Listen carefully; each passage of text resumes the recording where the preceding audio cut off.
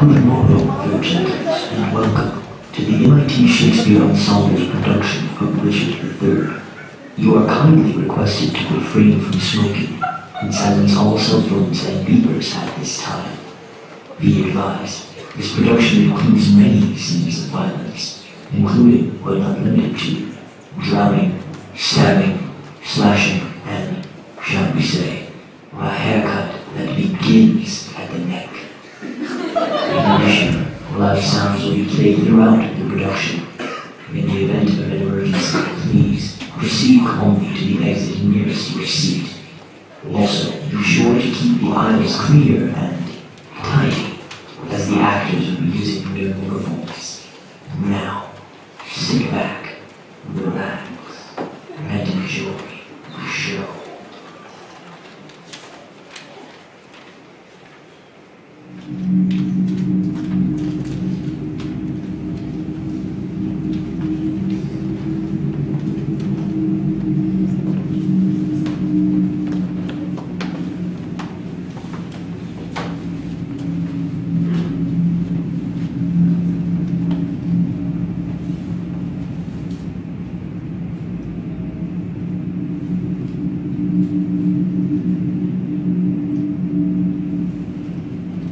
Let me set heavy on that tomorrow.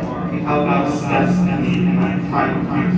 And to experience despair, therefore, and die. My anointed body weapon was punched full of deadly holes. Think on the tower at me, despair and die.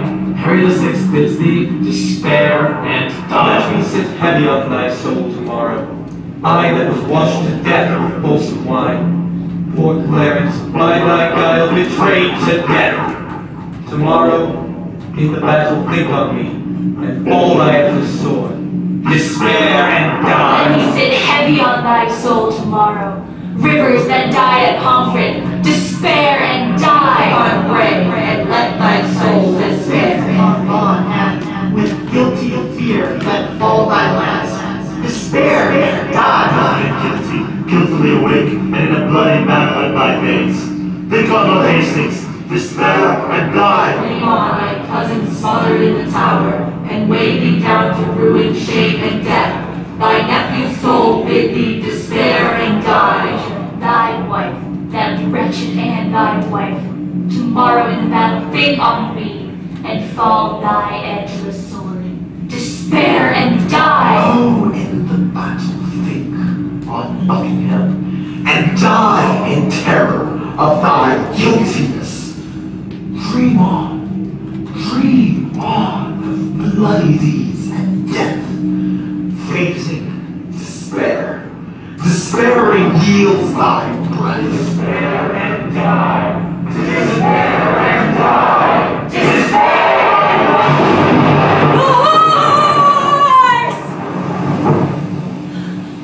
The horse!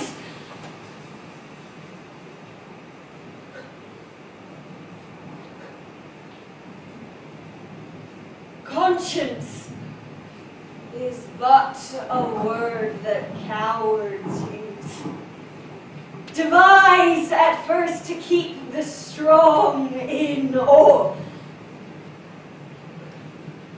Our strong arms be our conscience, swords our law.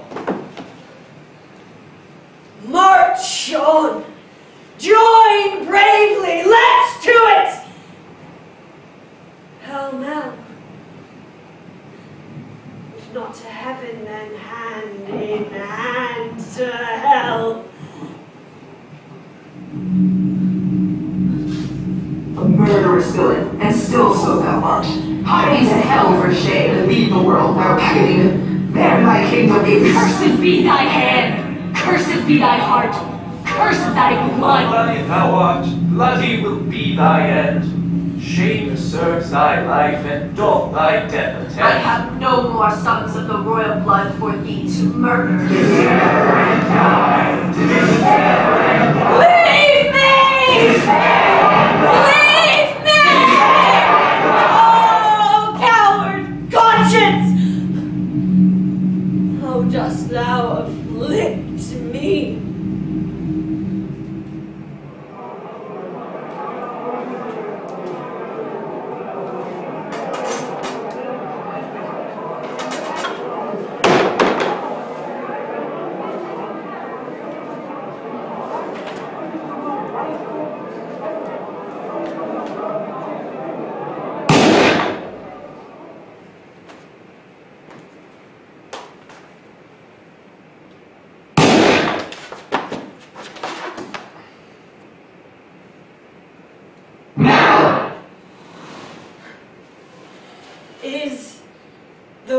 winter of our discontent, made glorious summer by this son of York, and all the clouds that lowered upon our house in the deep bosom of the ocean, buried. Now are our brows bound with victorious wreaths, our bruised arms hung up for monuments, our stern alarms changed to merry meetings, our dreadful marches to delightful measures. Grim-visaged war hath smoothed his wrinkled front, and now, instead of mounting barded steeds to fright the souls of fearful adversaries, he capers nimbly in a lady's chamber to the lascivious pleasing of a lute. But I, that am not shaped for sportive tricks nor made to court an amorous looking glass, I that am rudely stamped and want love's majesty, I that am deformed, unfished, sent before my time into this breathing world, scarce half made up, and that so lame and unfashionable that dogs bark at me as I hold by them. I,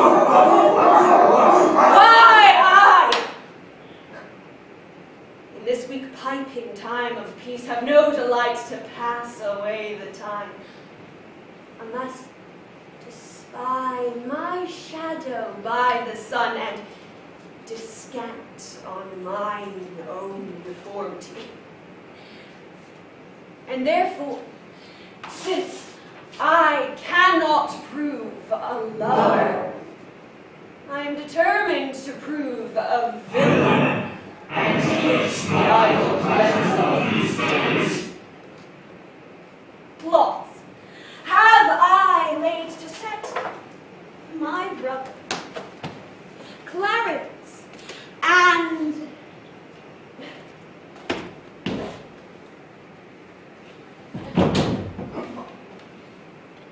the king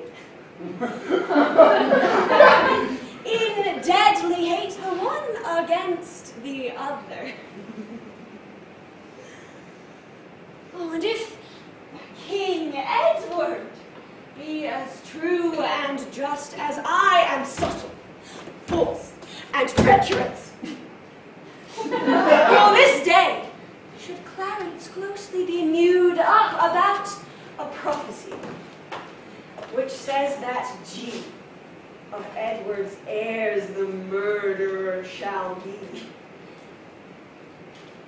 Dive thoughts down to my soul, here Clarence comes.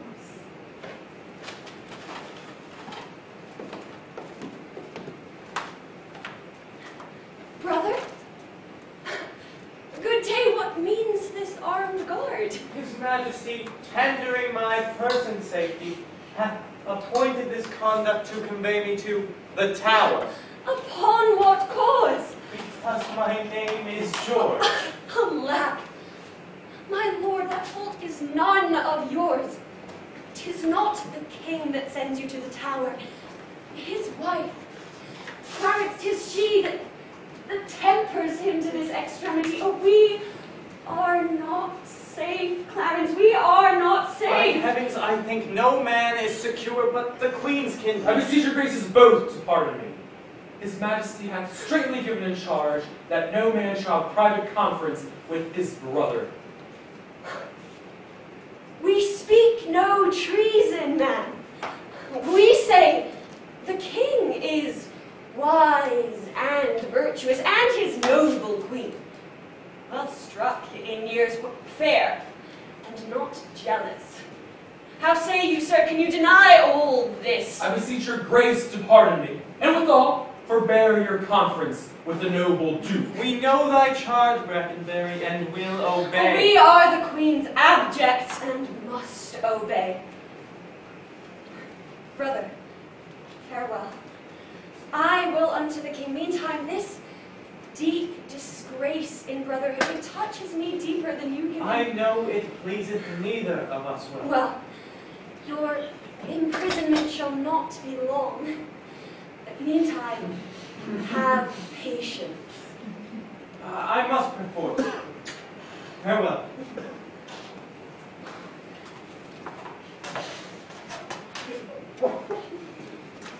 Go.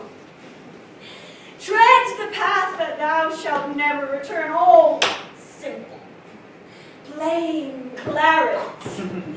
I do love thee so that I will shortly send thy soul to heaven. If heaven take the present at our hands.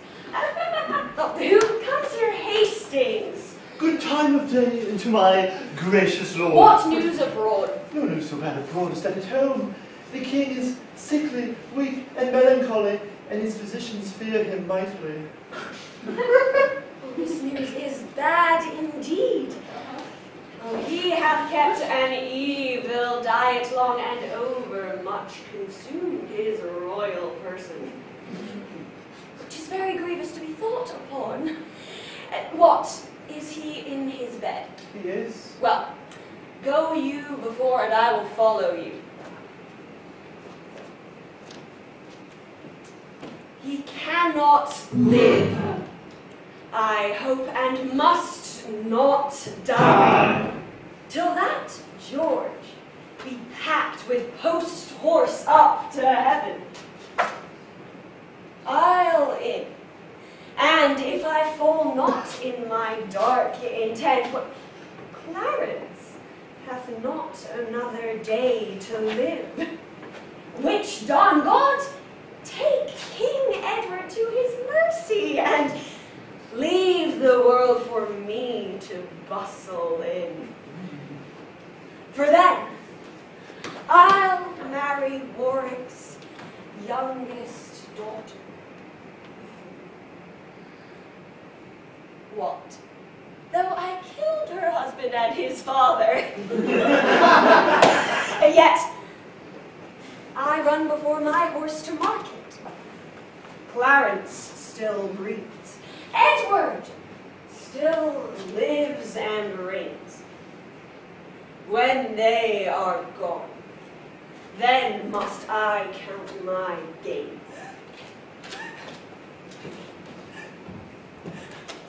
Cursed be the hand that made these fatal holes. Cursed be the heart that had the heart to do this.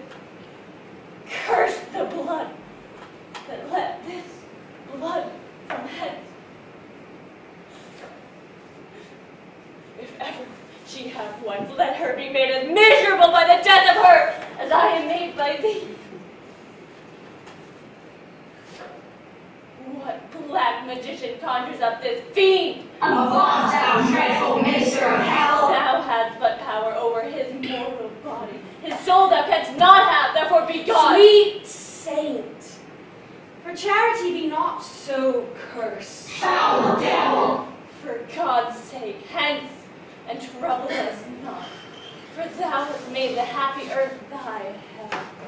If thy delight to view thy heinous deeds, behold it pattern of thy butcheries. Blush, blush, thou lump of foul deformity, for 'tis thy presence that exhales this blood from cold and empty veins where no blood dwells. O God, which this blood madest, revenge his death.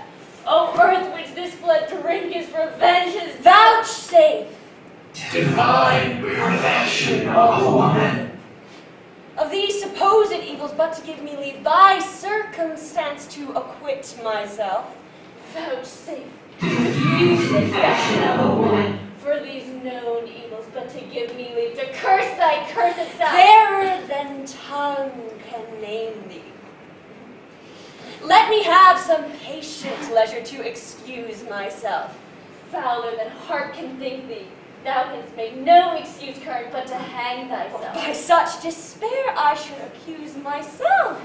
And by despairing shouldst thou stand excused for doing worthy vengeance on thyself, when thou hast done such unworthy slaughter upon others? Didst thou not kill this man? I grant ye. God grant me, hedgehog, and God grant me too thou mayst be damned for this wicked deed. Oh, he was gentle, mild, and Were the virtuous. fitter for the king in heaven that hath him. He is in heaven, where thou shalt never come. Let him thank me then, that holp to send him thither, for he was fitter for that place than earth.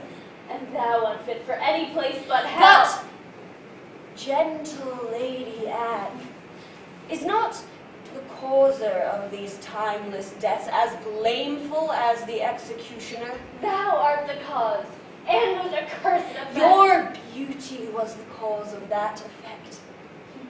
Your beauty, which did haunt me in my sleep to undertake the death of all the world, that I might live 1 hour in your sweet bosom. If I thought that, I tell thee, homicide, these nails would rend that beauty from my cheeks. These eyes could ne'er endure sweet beauty's wreck. I would I were to be revenged on thee. It is a quarrel most unnatural, to be revenged on she that loveth you. It is a quarrel just and reasonable to be revenged on she that slew my husband. She that bereft thee, lady, of thy husband, did it to help thee to a better wife. His better doth not breathe upon this earth. She lives that loves you better than he could. Here is she. Here.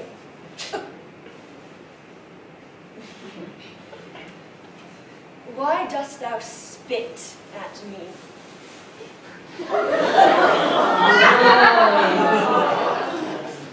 Would it were mortal poison, for thy There sake. never came poison from so sweet a place. Never hung poison from so foul a toad.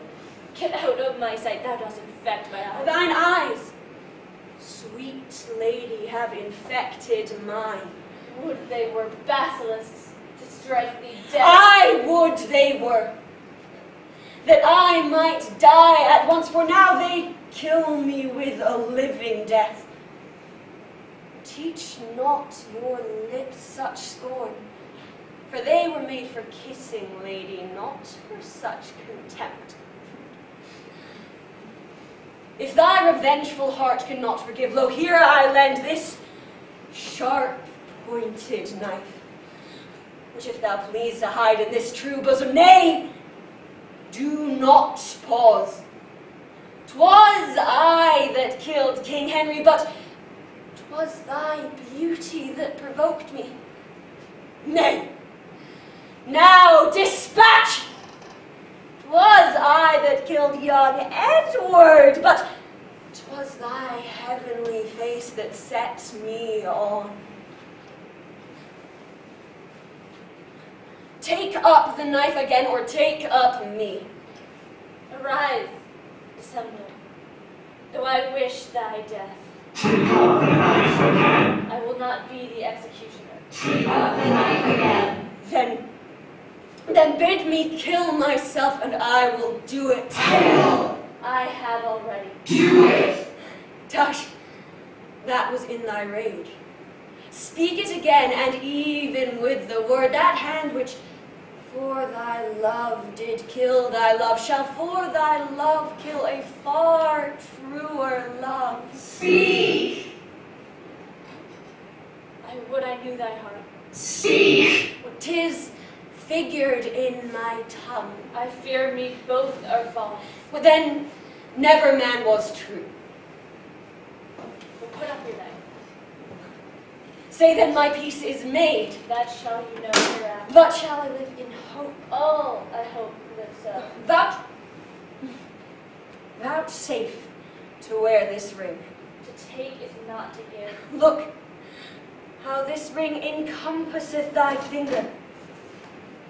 Even so thy breast encloseth my poor heart,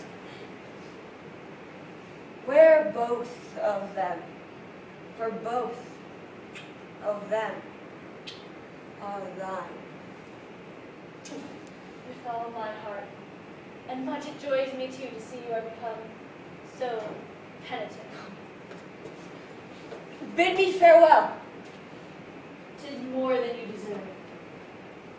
But since you teach me how to flatter you, imagine I have said farewell already.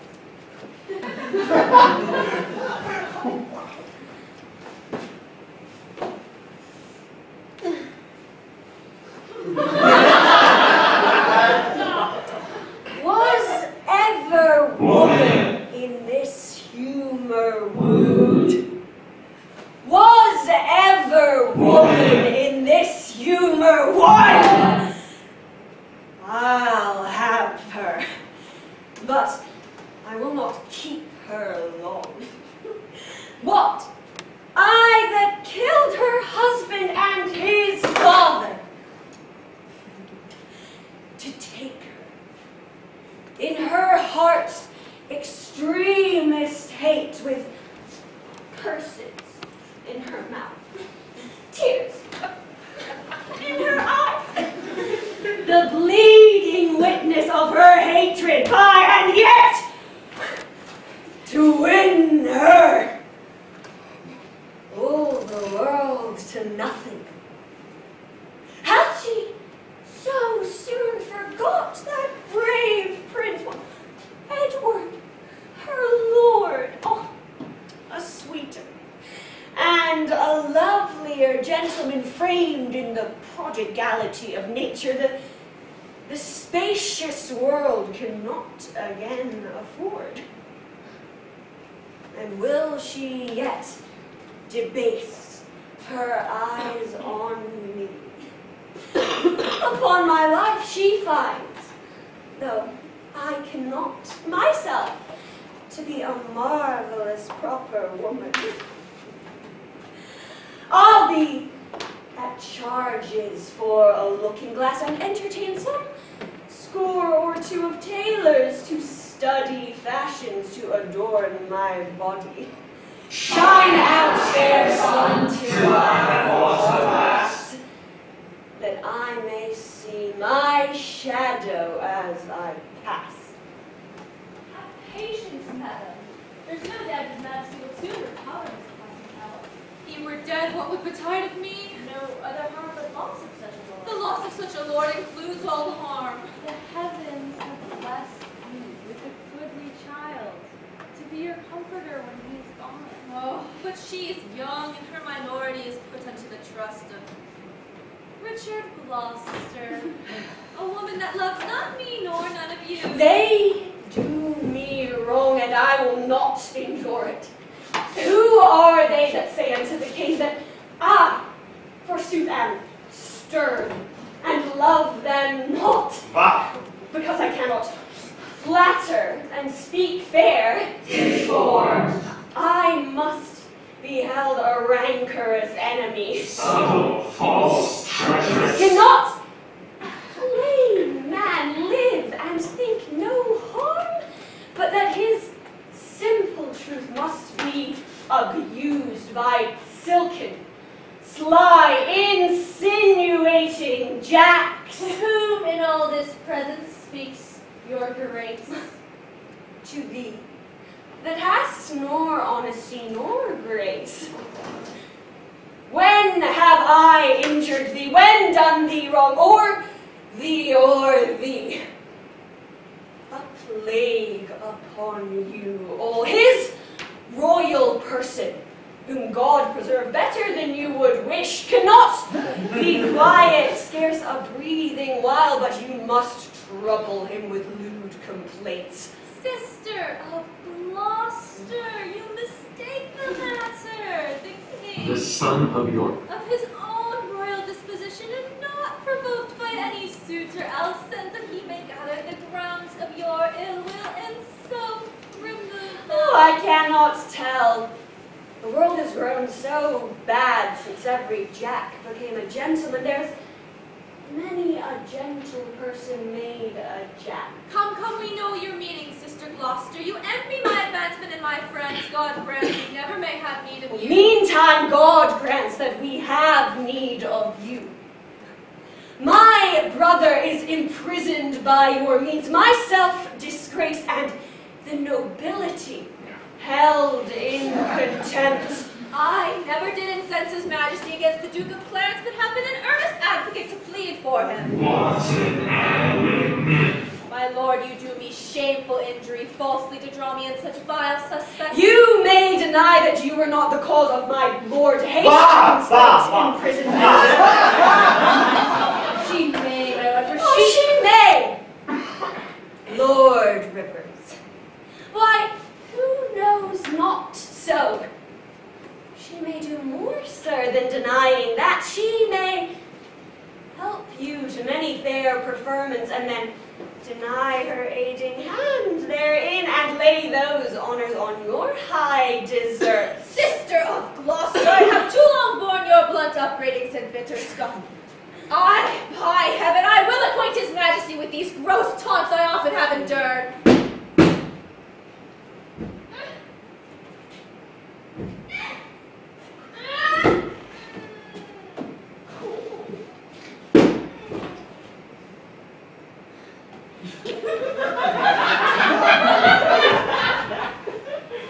Madam, his majesty doth call for you, and for your grace.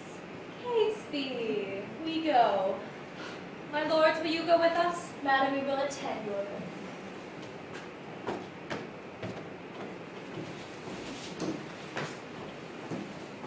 Catesby. Catesby!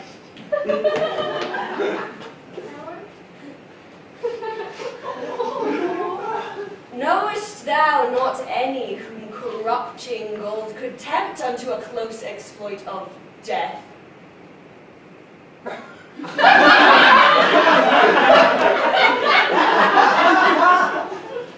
I know of a discontented gentleman whose humble means match not his hard mind. What is his name? His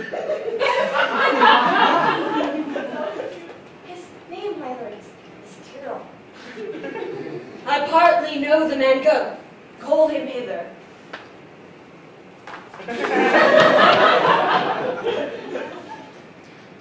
I do the wrong and first begin to brawl. The secret mischiefs that I set abroach, I lay unto the grievous charge of others. Clarence, whom I indeed have laid in darkness, I do beweep to many simple gulls, namely to Hastings, Stanley, Buckingham, and say it is the Queen and her kindred that stirred the Duke against the Duke my brother. Now they believe it, and with all wet me to be revenged on Rivers, Vaughan, and Grey. So false But treasures. then I sigh, and with a piece of scripture tell them God bids us do good for evil.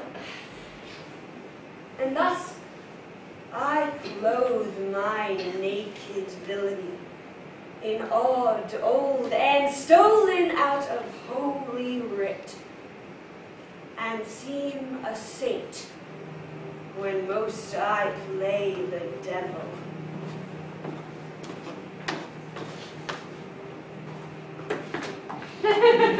Is thy name Tyrrell? James Tyrrell, and your most obedient subject. Art thou indeed? Prove me, my gracious sovereign. Are you going now to dispatch this deed? We are, my lord, and we come to have the warrant. Well thought upon. I have it here, about me. But, sirs, be sudden in the execution, for Clarence is well spoken, and perhaps may move your hearts to pity if you mark him. Fear not, my lord. We will not stand to prate. Be assured, we come to use our hands and not our tongues. I like you, lads. About your business straight. Go. Go and dispatch. We will, my noble lord.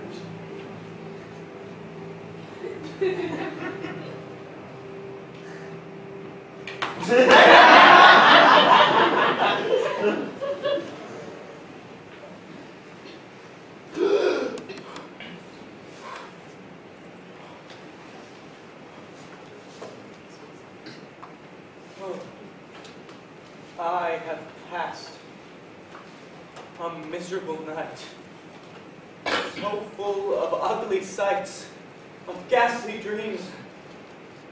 Methought that I had broken from the tower and was embarked to cross the Bergen. In my company, my sister Gloucester, who from my cabin tempted me to walk upon the hatches. As we paced along, methought that Gloucester stumbled, and in falling struck me that thought to stay her into the tumbling billows of the main. Methought I saw 1,000 wrecks, 10,000 men that fishes gnawed upon, wedges of gold, great anchors, heaps of pearl, inestimable stones, unvalued jewels, all scattered in the bottom of the sea. Some lay in dead man's skulls, and in those holes which eyes did once inhabit there were crept reflecting gems which ruled the slimy bottom of the deep and mocked the dead bones which lay scattered by. I thought I did, and often did I strive to yield to the ghost, but still the envious blood that kept in it my soul would not let it forth to seek the empty, vast, and wandering air, but smothered it within my panting bulk, which almost burst to belch it in the sea. Oh, then began the tempest to my soul, who cast methought the melancholy flood unto the kingdom of perpetual night. And there methought a legion of foul fiends environed about me, and howled in mine ears such hideous cries that at the very sound I trembled awake, and for a season after I could not believe but that I was in hell. Oh, such a terrible impression made the dream. I have done fell things for Edward's sake, and see how he requites me. My soul is heavy, and I fain I would sleep. I will, my lord. God give your grace good rest. Sorrow breaks seasons and opposing hours, makes the night morning, and the noontide night. Ho! Who's here? In God's name, what are you, and how came you hither? I would speak with Clarence? And I came hither on my legs. Yea, are you so brief? Oh, sir, it is better to be brief than tedious. Ah! Show him our commission. Talk no more.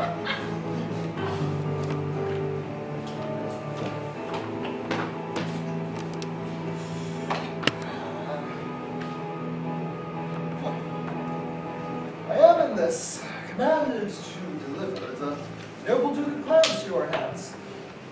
I will not reason what is meant hereby, but I will be guiltless in the meaning.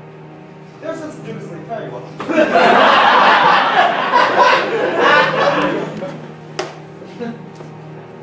What?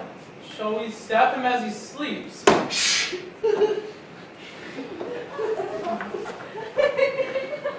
Nay, then he will say 'twas done cowardly when he wakes. When he wakes, my fool, he shall never wake until the judgment day.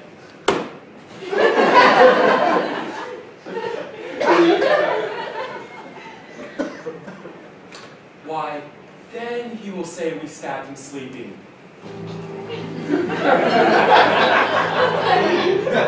The urging of that word, judgment, hath bred a kind of remorse in me.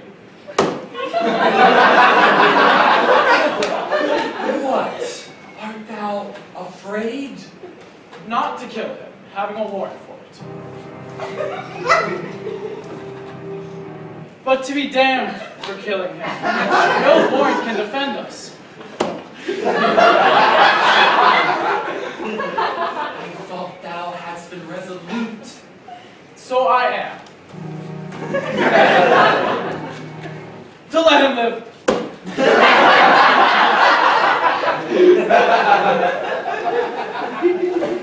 Back to the Duke of Gloucester. Tell her so. I pray thee stay a while. I hope my holy humor will change. 'Twas wont to hold me, but while one would tell 20.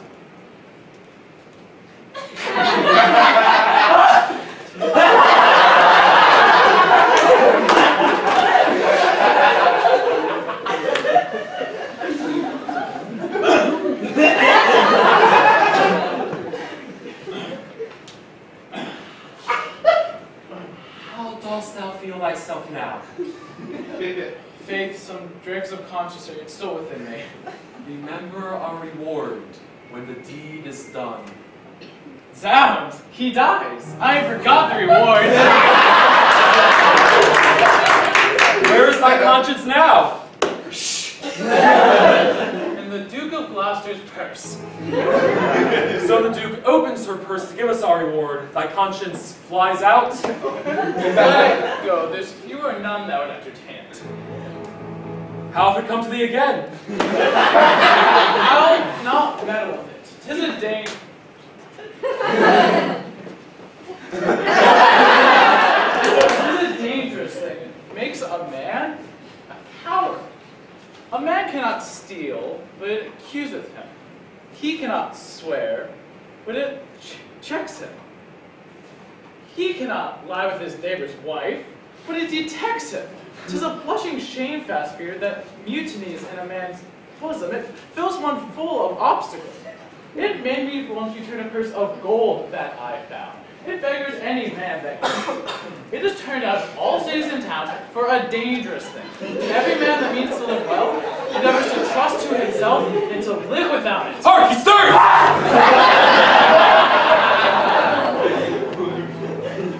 Where art thou, keeper? Give me cup of wine. You shall have wine enough, my lord. Anon. What art thou? A man, as you are. Not as I am royal. Nor you, as we are, loyal. My voice is thunder. My looks are humble. My voice is now the king's. My looks, mine own. How deadly and how darkly dost thou speak. Your eyes do menace me, but why look you pale? Who sent you hither? Wherefore do you come?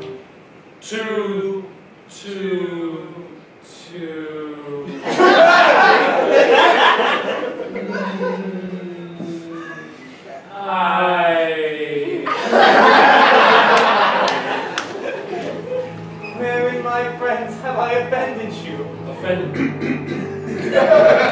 Offended us, you have not, but the king. You sent from out the world of men to slay the innocent? What is my offense? What lawful quest hath given its verdict unto the frowning judge, or who pronounced the bitter sentence of Clarence's death? What we will do, we do upon command.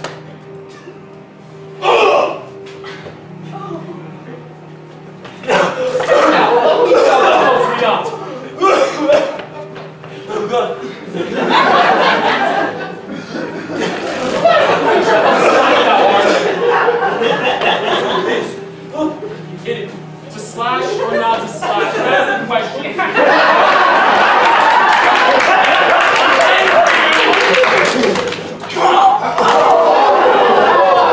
Take thou to me and tell him what I say, for I repent me that the Duke is slain! Do not I! Go! Coward as thou art!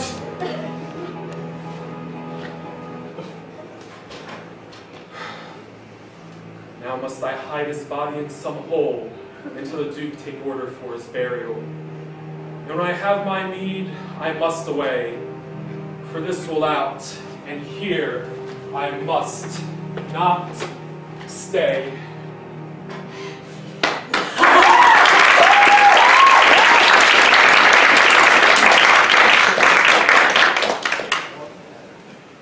I every day expect an embossage from my Redeemer to redeem me. Now in peace, my social part to soul shall part to heaven, where I have set my friends at peace here on earth. Rivers and Hastings, take each other's hands. Dissemble not your hatred. Swear your love. By heaven, my heart is purged from grudging hate, and with my hand I seal my true heart's love. And so thrive I, as I truly swear the like.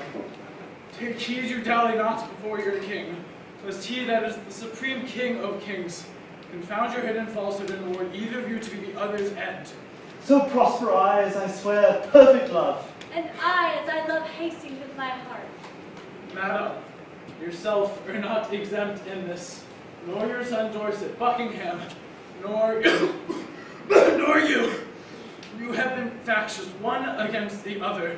Wife, love Lord Hastings. Let him kiss your hand. But what you do so unfeignedly.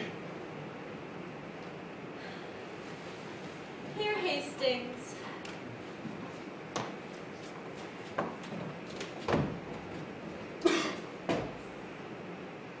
I will never more remember our former hatred, so thrive I in mine. Interchange of love, I here protest upon my part, shall be unviolable. And so swear I, my lord. Now, princely Buckingham, seal thou this league with thy embracements of my wife's allies, and make me happy in your unity.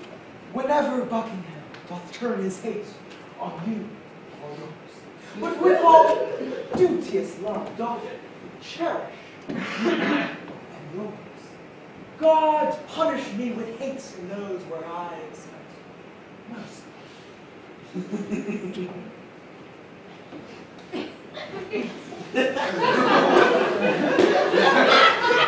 I want now our sister Gloucester here to make the perfect period of this peace.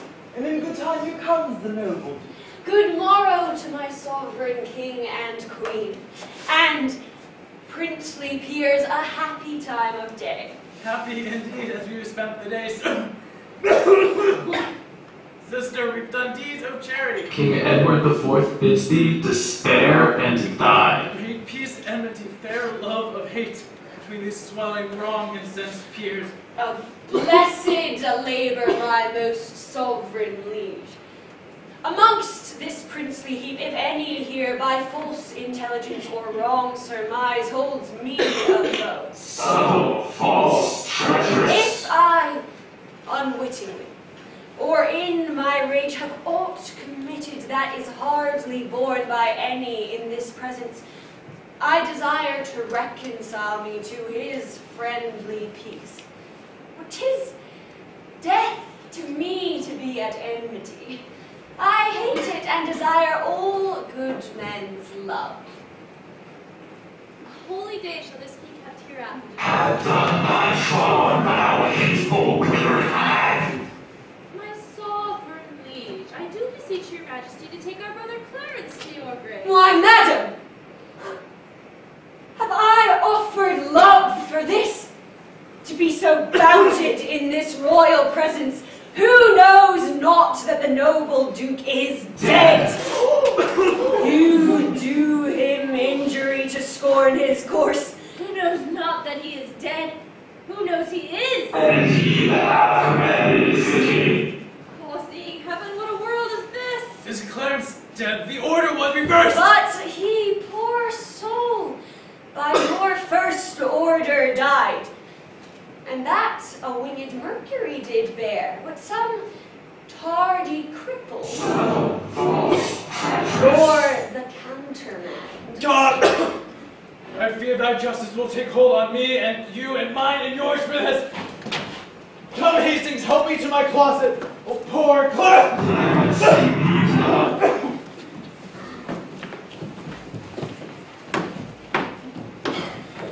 This is the fruit of rashness.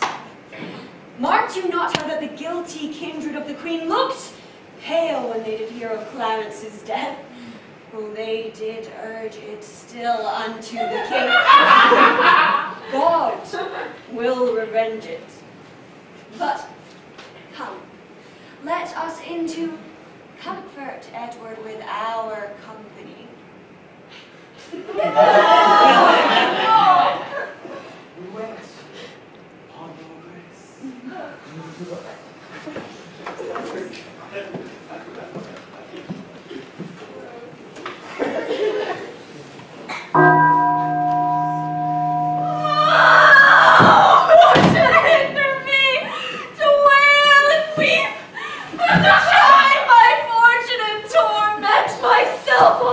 Joined with black despair against my soul, and to myself become an enemy. What means this scene of rude impatience? To make an act of tragic violence, Edward, my lord, your son, the king, is dead. Oh, so much interest I have in thy sorrow, as I had title in thy noble husband. Now, 2 mirrors of his princely semblance, broken in pieces by malignant death, and I have but one false glass. Thou art a widow, yet thou art a mother, and hast the comfort of thy children left thee. But death hath snatched my husband from beneath mine arms, and plucked 2 crutches from beneath my feeble limbs. Edward and Clarence. Oh, for my husband, for my dear Lord Edward, was never widow had so dear a loss. Was never mother had so dear a loss. Alas, I am the mother of these moans. Their woes are parcelled, mine are general. They for an Edward weep, and so do I. I for a Clarence weep, and so doth not she. Comfort, dear mother. God is much displeased that he taketh unthankfulness his doing. Madam, bethink you of the young prince's daughter. Send straight for her, let her be crowned, and her your comfort lives. Drown desperate sorrow in dead Edward's grave, and plant your joys in living Edward's throne. Madam, have comfort. All of us have cause to wail the dimming of our shining star. Madam, my mother, A murderous villain. I do cry you mercy, I did not see your grace. Humbly on my knee.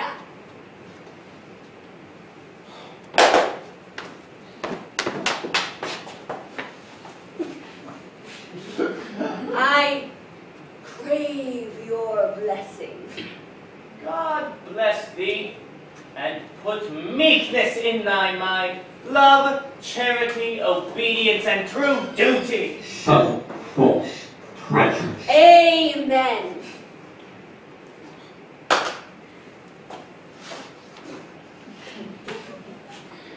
And let me die a good old woman.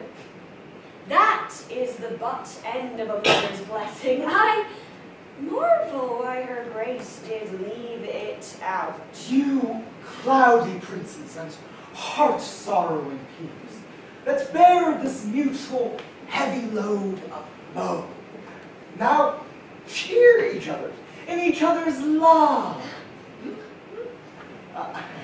Though we have spent our harvest of this king, we are to reap the harvest of his child. The son of York. Meseemeth good that, with some little train, forthwith from Ludlow the young prince be fetched hither to London to be crowned our king. Why was some little train, my lord of Buckingham? Lest by a multitude the new healed wound of malice should break out. I hope the king made peace with all of us, and the compact is firm and true in me. Bloody thou art, bloody will be thy end. And so in me, and so I think in all, yet since it is but green, it should be put to no apparent likelihood of fruit, which happily by much company might be urged. Therefore I say with noble Buckingham, It is meet so if you should fetch the prince. And so say I. Then be it so. And go we to determine who they shall be that straight shall post to Ludlow. Madam, and you, my mother, will you go to give your censures in this weighty business? With all our hearts.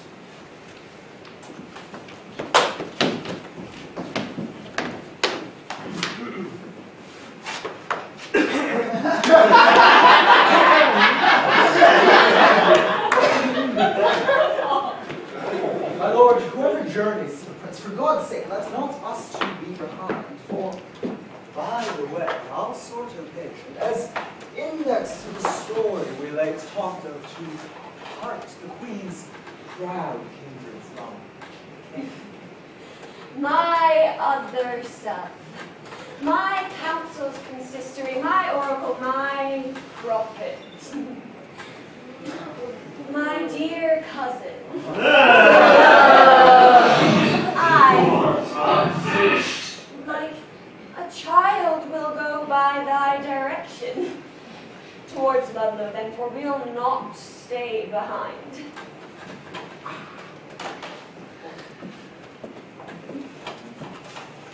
Oh, welcome!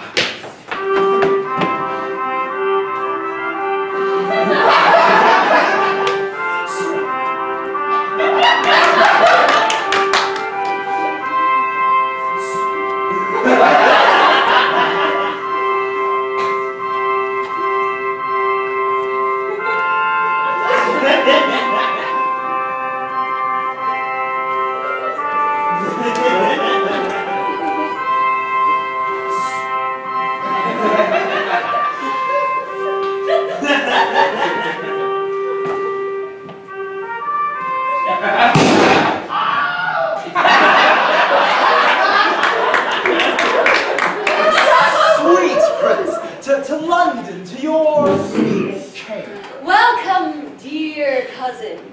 My thoughts, sovereign, the weary way hath made you melancholy. No, uncle, but our crosses along the way have made the journey tedious, wearisome, and heavy. I want more uncles here to welcome me. Weighing me down to ruin, shame, and death.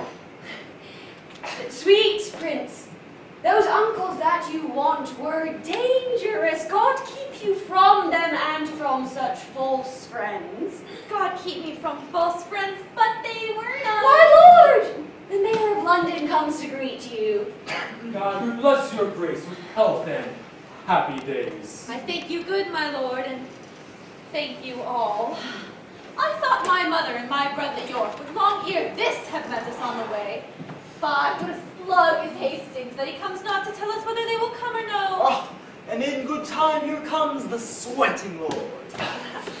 Welcome, my lord. What, will our mother come?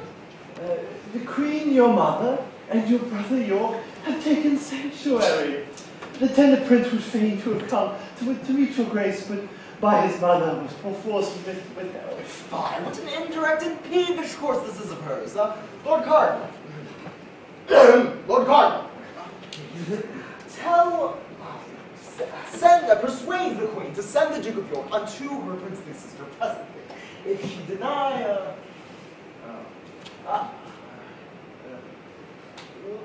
Lord Hastings, no! and from her jealous arms pluck her perforce. My Lord Buckingham, if my weak oratory can from her mother win the Duke of York, then anon expect her here.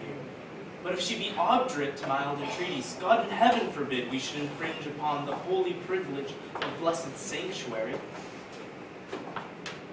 You are too senseless, obstinate. My lord, you break not sanctuary in seizing her. The benefit thereof is always granted to those whose dealings have deserved the place, and to those who have the wits to claim the place. This prince had neither claimed it nor deserved it, and therefore, in mine opinion, cannot have it. My lord, You shall overrule my mind for once. Come now, Lord Hastings, will you go with me? I go, my lord. Good lords, make all the speedy haste you may. Say, Uncle Gloucester, if our brother come, where shall we sojourn till our coronation? Where it seems best unto your royal self. If I may counsel you, some day or two your highness shall repose you at the tower. I do not like the tower of any place! Did Julius Caesar build that place, my lord? Oh, he did, my gracious lord, begin that place which succeeding ages have re-edified. Is it upon record or else reported successively from age to age he built it? Upon record, my gracious lord. But say, my lord, it were not reported. Methinks the truth should live from age to age, as 'twere retoiled to all posterity, even to the general all-ending day. So wise, so young, they say, do never live long.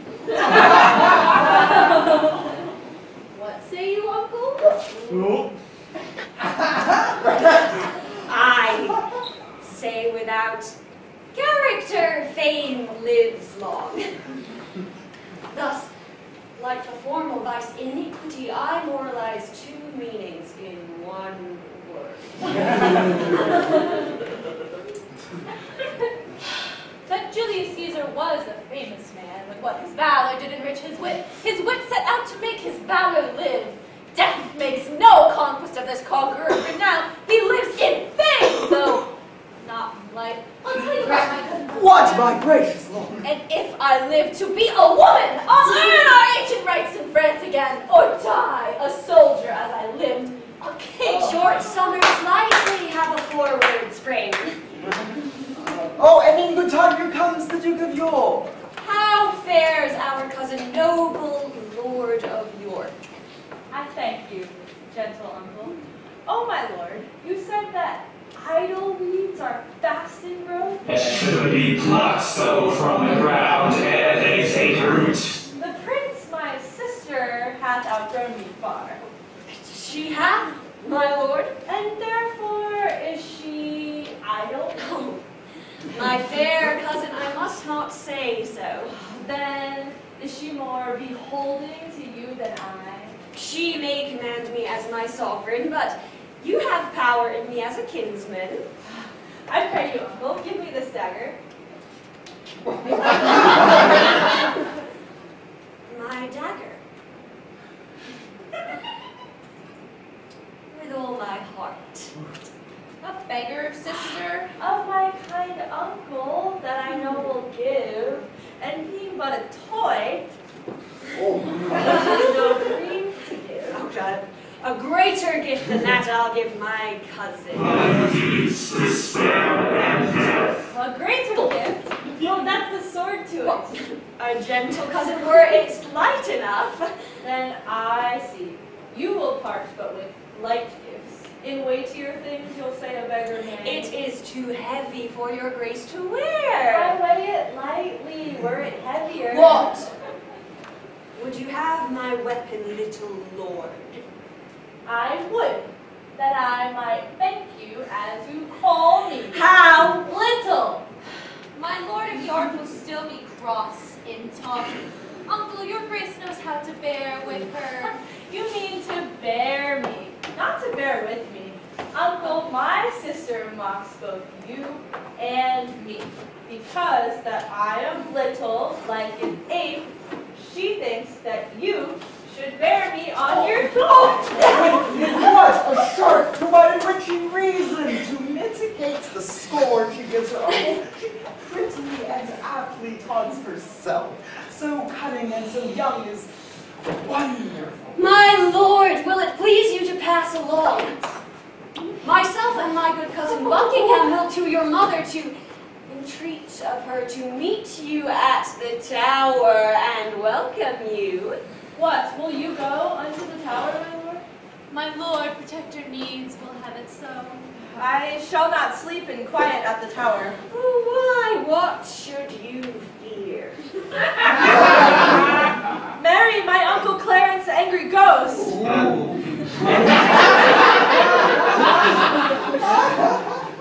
I fear no Uncle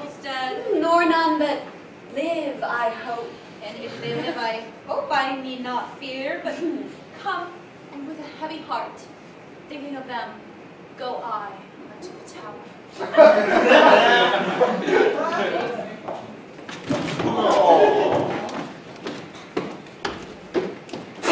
Think you, my lord, this little crazy York was not insensible about such words of taunt and scorn you for opprobriously. No doubt, no doubt. 'Tis a parlous girl. Bold, quick, ingenious, forward, capable. She is all the mothers from top to toe. Well, let them rest. Come hither, Catesby. Catesby! Thou knowest our reasons urged upon the way. What thinkst thou? Would it not be an easy matter to make Lord Hastings of our mind for the installment of this noble duke in the seat royal of this famous isle?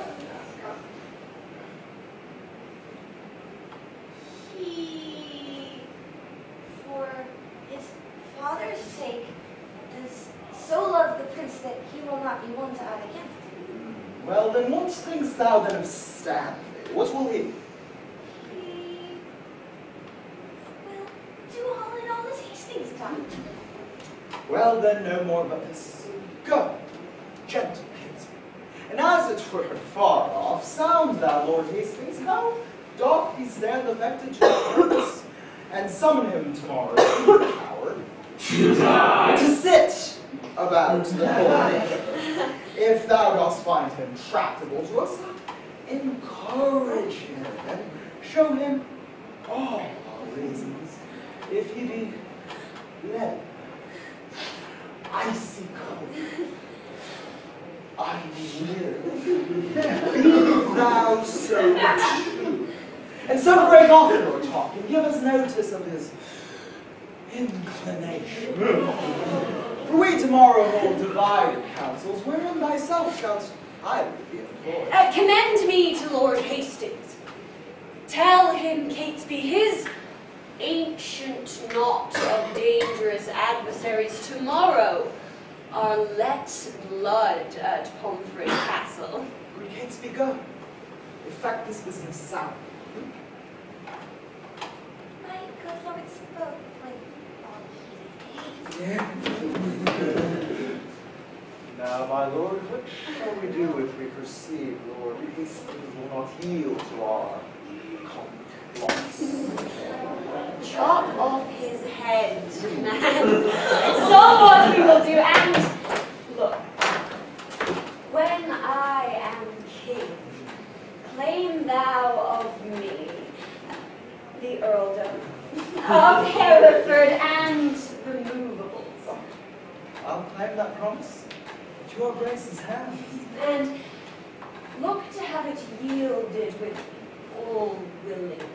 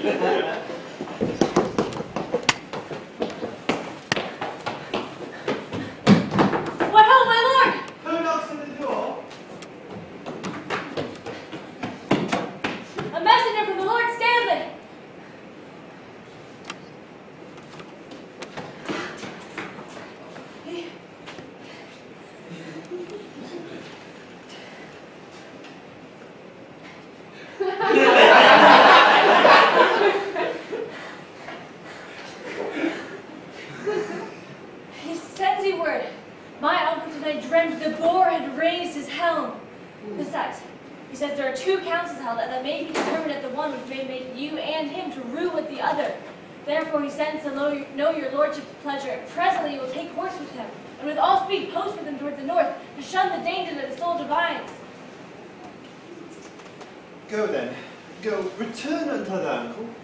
Bid him not fear the separated councils. His honour and myself are at the one, and at the other is my servant Catesby.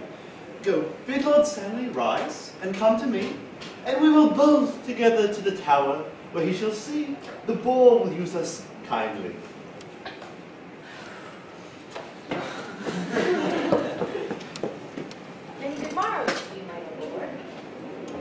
news in this our tottering state? 'Tis a reeling world indeed, my lord, and I believe it will not stand upright till Richard wear the garland of the realm. With the garland? Dost thou mean the crown? I'll see this crown of mine cut from my shoulders ere I see the crown so foul misplaced. God, keep your grace in that gracious mind, I tell thee, Catesby, my lord. ere a fortnight make me elder, I'll send some packing that think yet not on it. 'Tis a vile thing to die, my lord, when men are unprepared and look not forward. Oh, monstrous, monstrous. And so falls it out with Rivers, Vaughan, Grey, and those men else who think themselves as safe as thou and I, who, as thou knowest, are dear to princely Richard and to Buckingham. The princes both make a high account of you, for they account his head upon the bridge. And I know they do, as I have well deserved it. Good morrow, my lord. Good morrow, Catesby. I do not like the summer council's eye. My lord, I value my life as dear as you do yours. And never in my life, I do protest, was it more precious to me than 'tis now. Thank you, but that I know our state secure, I would be so triumphant as I am. The lords at Pomfret, when they rode from London, were jocund, and supposed their state was sure. Well, shall we towards the tower? The day is spent. Come, have with you. What you want, my lord? Today those lords you talk of are beheaded. They, for their truth, may better wear their heads than some who accuse them wear their hats. But come, my lord, let us away.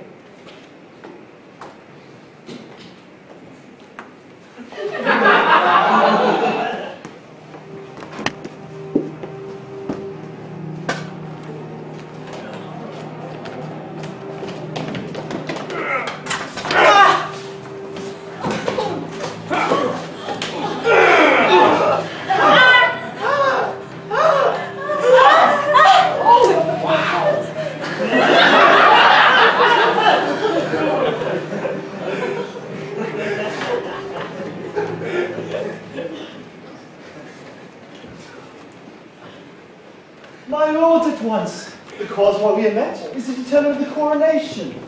In God's name speak, where's the royal day? Are all things fitting for that royal time? Tomorrow, then, I judge a happy day. Who knows the Lord Protector's mind herein? Who is most inward with the royal duke? Your grace, we think, should soonest know her mind. Who? I, my lord, I, we know each other's faces, but for our hearts she knows no more of mine than I of yours, nor I no more of hers than you of mine. Lord Hastings, you and she are near in love.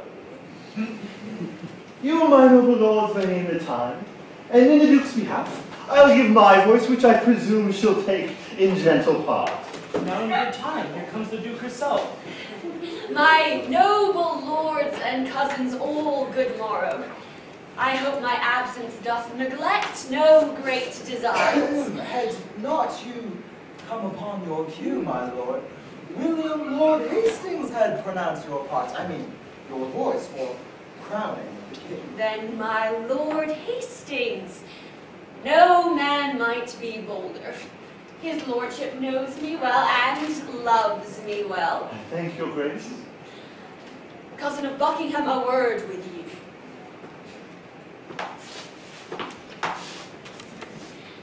Catesby hath sounded Hastings in our business, and finds the testy gentleman so hot, as he will lose his head ere give consent, his master's son should lose the sovereignty of England's throne. Draw you hence, my lord, I'll follow.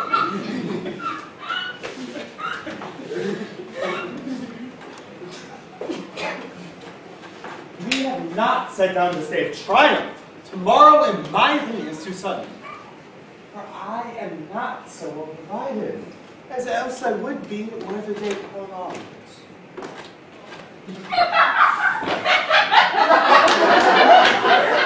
Your grace looks cheerfully and smooth today. There's some conceit or other like so well. When she doth bid good morrow, with such a spirit, I think there's never a man in Christendom that can less hide his love or hate than she, for by her face trait, you shall know her heart. What of her heart to see you in her face? By any likelihood she should today? Marry, that which by no man who is offended. For were she had shown in your looks. I pray God she be not. I pray you all. Tell me what they deserve that do conspire my death with devilish plots of damned witchcraft, and that have prevailed upon my body with their hellish charms. Tender love, I bear your grace, my lord, makes me most forward in its noble presence. To doom the offenders, whatsoever they be, I say, my lord, they have deserved death. Then be your eyes the witness of this ill. See how I am bewitched. Behold, mine arm is like a blasted sapling withered up. And this is Edward's wife, that monstrous witch. By her witchcraft thus hath marked me. She has done this thing, my gracious lord. If I, thou protector of this damned strumpet, tellest thou me of ifs, thou art a traitor. Off with his head now, by St. Paul, I swear. I will not dine until I see the same Lovell. Look that it be done. The rest that love me, rise and follow me. Farewell.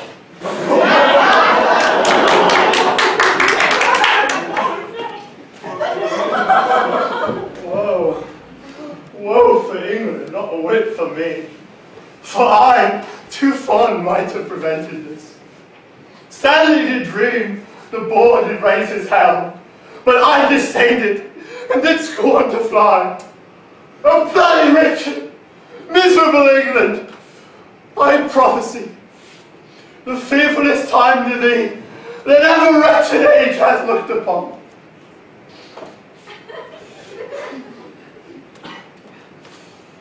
Come, lead me to the block. Bear them my head. They smile at me, that shall soon be dead.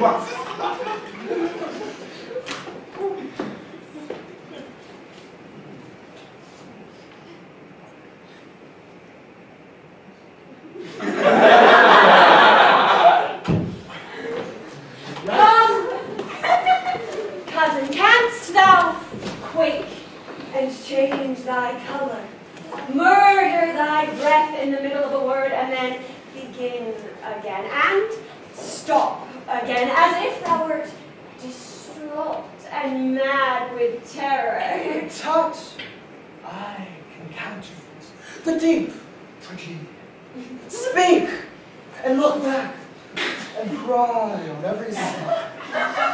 Tremble and start at wagging of a straw, intending deep suspicion.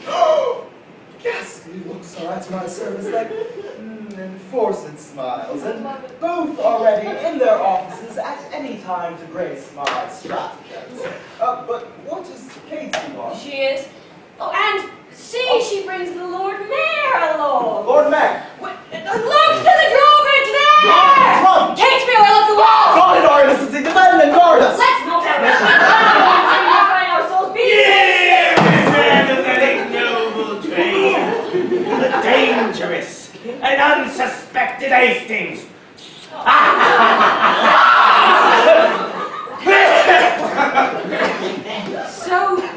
So dear, I loved the man that I must weep. Well, here is the covert's shelter. traitor that ever lived, the subtle traitor, this day had plotted in the council house to murder me? And my good lord of Gloucester? Yet had not we determined he should die until your lordship came to see his death, which now the loving haste of these our friends, somewhat against our meaning, has prevented.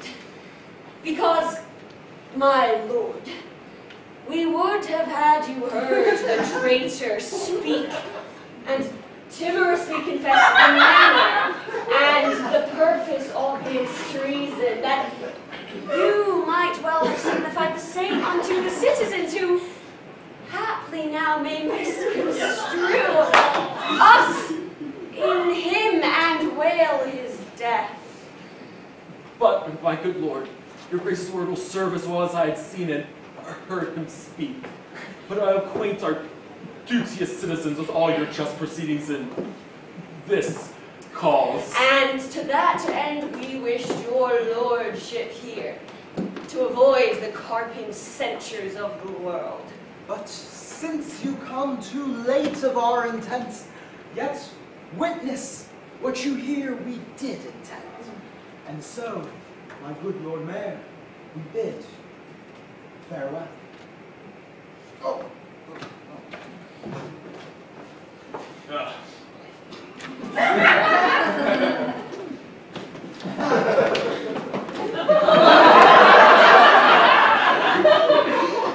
Go after cousin Buckingham the mayor, towards Guildhall hies him in old post. There, at your meet's advantage of the time, infer the bastardy of Edward's children. Nay, for I need thus far come near my person. Tell them, when that my mother went with child of that unsatiate Edward, noble York, my princely father then had wars in France, and by just computation of the time found the issue was not his begot. But touch this sparingly, as 'twere far off, because you know, my lord, my mother lives. Fear not, my lord. I'll play the orator as if the golden fee for which I plead were for myself. And so, my good lord, I bid adieu. Adieu. Adieu. Adieu. If you thrive well, bring them to Maynard's castle, where you shall find me well accompanied with reverend fathers and well-learned bishops.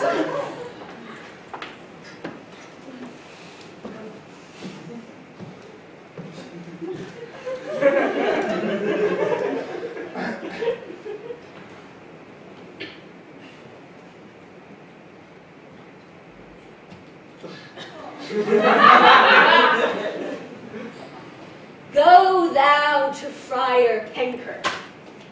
Bids them both meet me within this hour at Baynard's castle.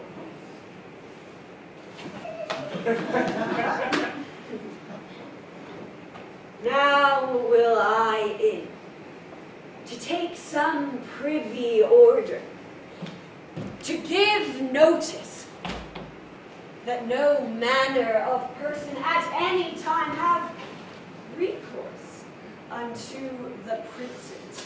What black magician conjures up this fiend?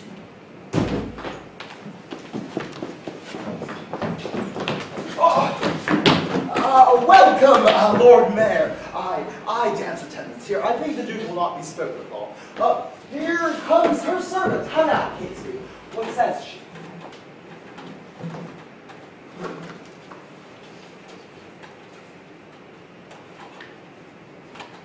My lord, she doth entreat your grace to meet her tomorrow or next day. She is within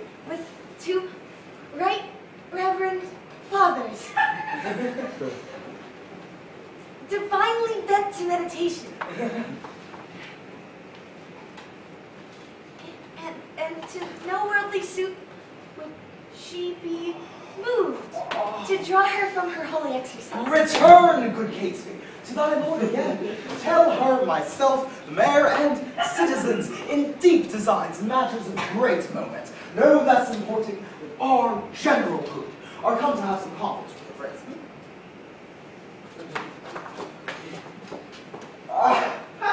This prince is not an Edward, she is not lolling on a lewd day bed, but on her knees at meditation, not dallying with a brace of courtesans, but meditating with two deep divines.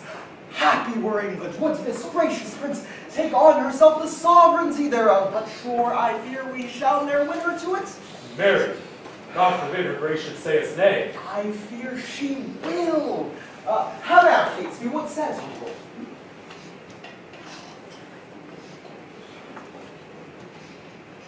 My lord,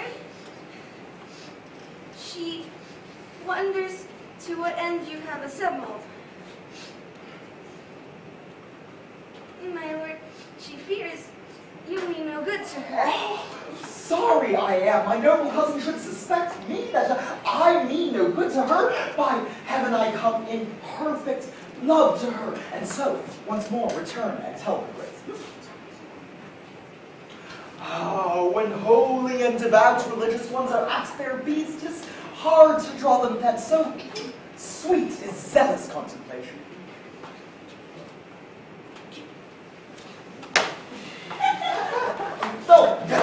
See, where she stands between two clergy. Two props of virtue for a Christian prince to stay her from the fall of vanity. Oh, and see a book of prayer in her hands. True ornaments to know a holy one. Famous Plantagenet, most gracious prince, lend favorable ears to our request, and pardon us the interruption. My lord, there needs no such apology. I rather do beseech you pardon me. I do suspect I have done some offense. That seems disgracious in the city's eyes, and that you come to reprehend my ignorance. You have, my lord. Would it might please your grace at our entreaties to amend that fault? Else, wherefore breathe I in a Christian land? No, it is your fault that you resign. The supreme seat, the throne, majestic, the corruption of a blemished stock. This noble isle doth want her proper limbs, her face to face with scars of infamy, her royal stock graft with ignoble plants. We heartily solicit your gracious self to take on you the charge and kingly government of this your land, not as protector, steward, substitute, but as successively from blood to blood. Your right of birth, your emperor, your own.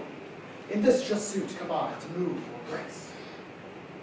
I know not whether to depart in silence or bitterly to speak in your reproof. Definitively thus I answer you, your love deserves my thanks, but my deserts unmeritable shuns your high request. God be thanked. There's no need of me. The royal tree hath left us royal fruit. On her I lay what you would lay on me. You say that Edward is your brother's child. So say we too, but not my Edward's wife. For first he was contracted to Lady Lucy, your mother was a witness to that vow, and afterward by substitute betrothed to Bona, sister to the Queen of France. Then, a care-crazed mother of many children, a beauty-winning and distressed widow, made prize and purchase of his lustful eye, seduced the pitch and height of all his thoughts to base declension, and loathed bigamy. By her, in his unlawful bed, he got this Edward, whom our manners term the prince. Then, good my lord, take to your noble self this prophet proffered benefit of dignity, if not to bless us and the land withal, yet to draw forth your noble ancestry from the corruption of abusing times unto a lineal, true derived course.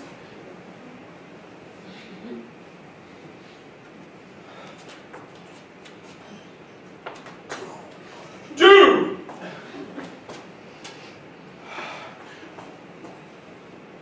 Good, my lord!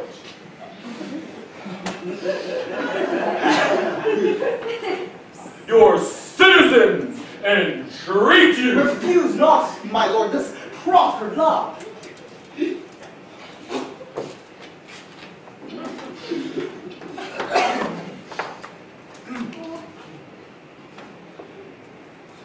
Make them joyful. Grant their lawful suit. Alas, why would you heap these cares on me? I am unfit for state and majesty.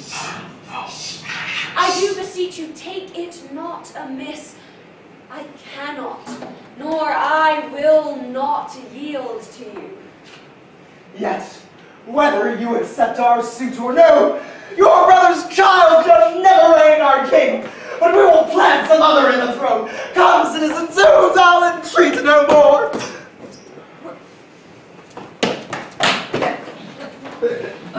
Do not swear, my cousin of Buckingham.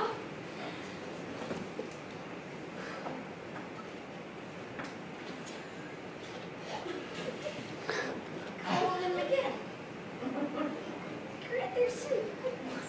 Would you enforce me to a world of care? Well, call them again. I am not made of stone.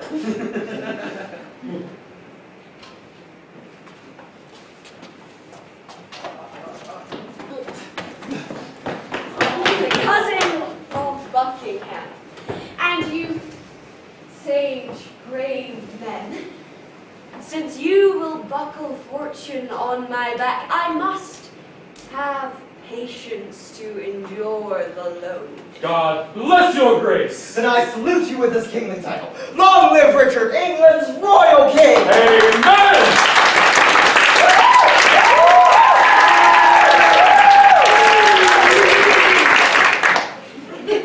Tomorrow will it please you to be crowned. Even when you please, since you will have it so. Tomorrow then we will attend your grace, and so most joyfully we take our leave. Come, let us to our holy task again.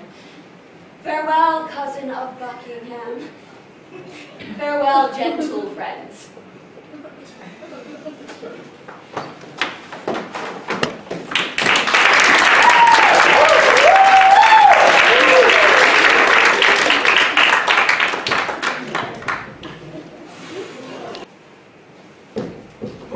Us here.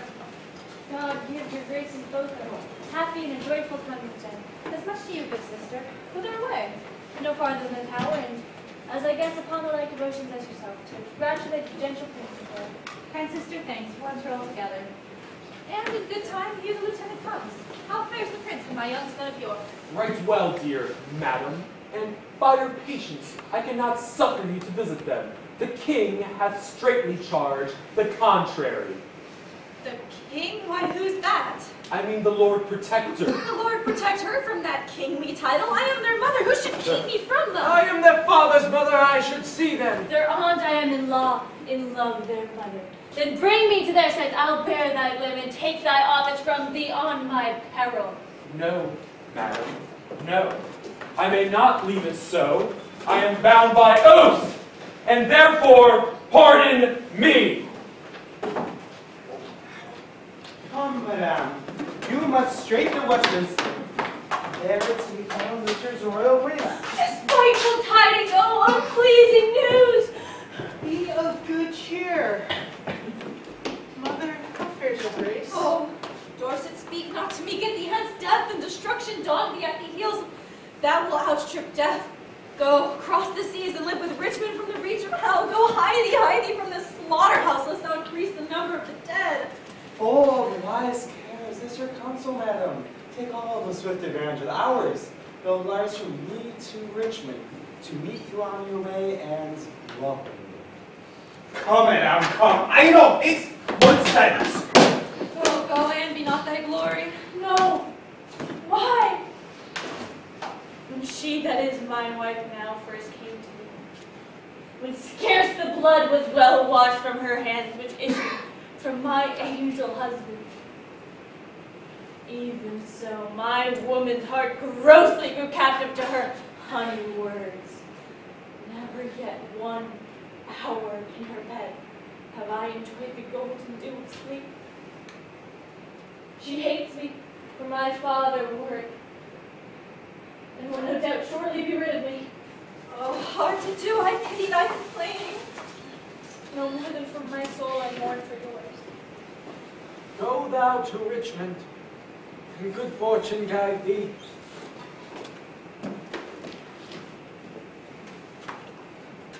Go thou to Richard, and good angels guard thee.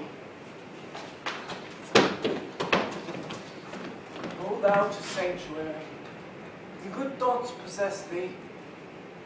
I to my grave where peace and rest lie with me.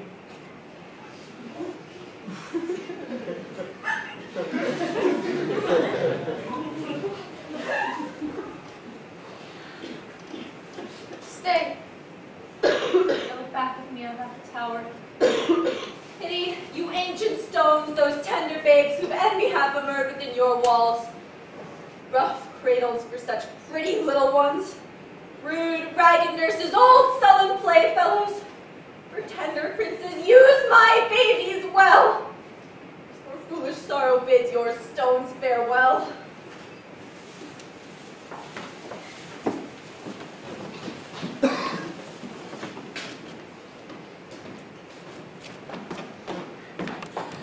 Cousin of Buckingham. My great sorrow.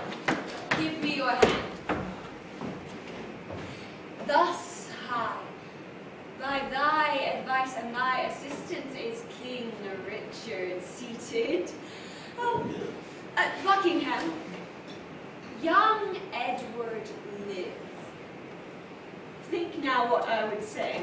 Oh, say on, my love. By Buckingham, I say I would be king. Why, so you are my thrice renowned. Am I king? 'Tis so, but Edward lives. True, noble prince. Oh, bitter consequence, that Edward still should live a true noble prince. Come, cousin, thou wert not wont to be so dull. Shall I be plain? I wish the bastards dead.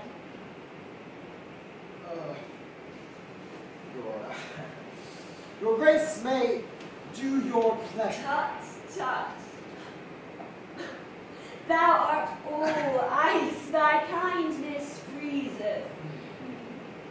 Say, have I thy consent that they should die? Give me some breath, some little pause, my lord, before I positively hear it. I will resolve your grace immediately.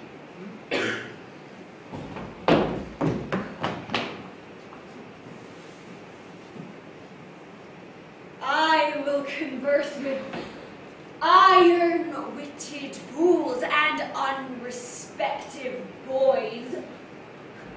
None are for me, that look into me with considerate eyes. High-reaching Buckingham grows circumspect. The deep, revolving, witty Buckingham no more shall be the neighbor to my counsel. Catesby! Catesby!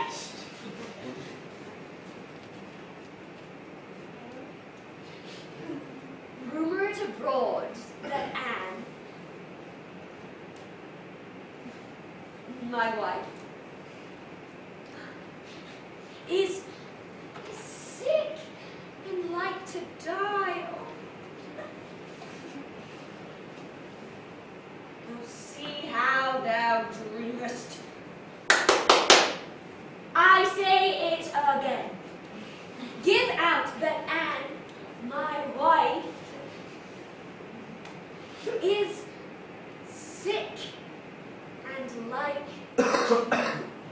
Die.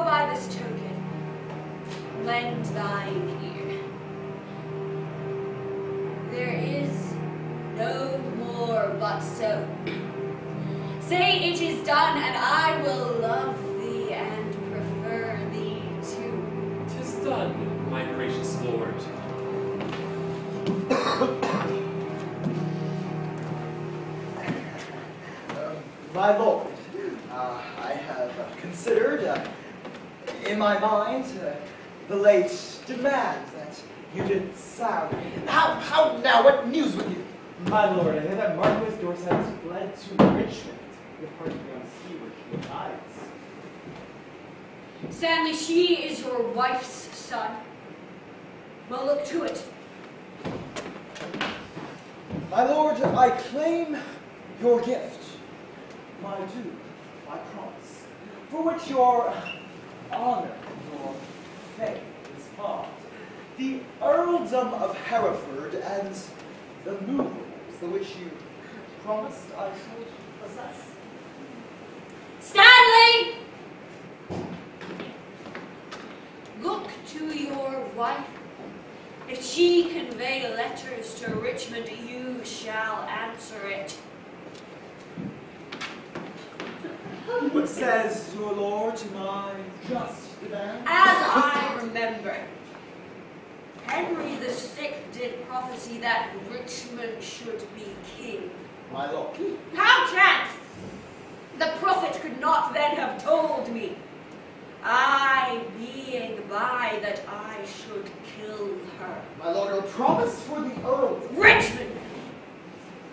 When last I was at Exeter, the mayor in courtesy showed me the castle untold at Rougemont, which name I started because the Bard of Ireland told me once I should not live long after I saw Richmond. My lord, resolve me whether you will or no. Tut! Tut! Thou troublest me. I am not in the bay. Is it even so? Rewards she my true service with such deep contempt? Made I her king for this? Let me look on Hastings. Be gone. While my fearful head is on.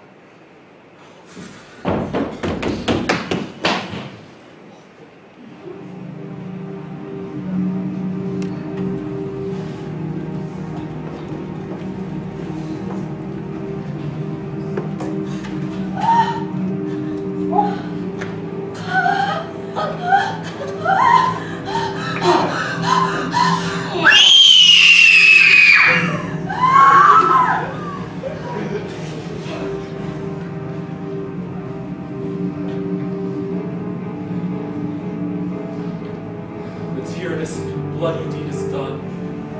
The most arch of piteous massacre that ever yet this land was guilty of. All hail, my sovereign liege. Kind Tirok, am I happy in thy news? It is done, my lord. But didst thou see them dead? I did, my lord. Come to me, Tyrrell, soon at after supper, and thou shalt tell the process of their deaths. Meantime, but think how I may do thee good. Farewell till soon.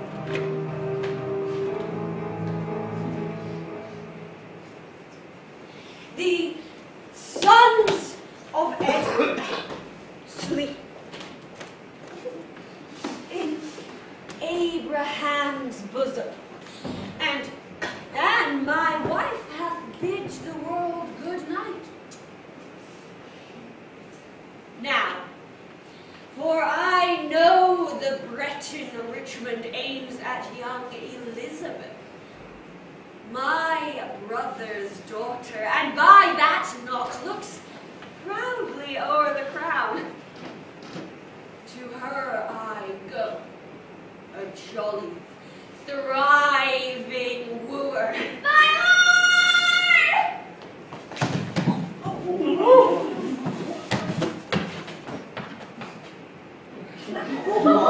Good news or bad that thou comest in so bluntly?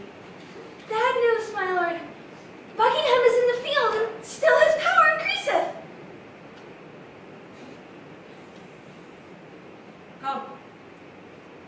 I have heard that fearful commenting is leaden servitor to dull delay. Delay leads impotent and snail-paced beggary. Then fiery expedition be my whim.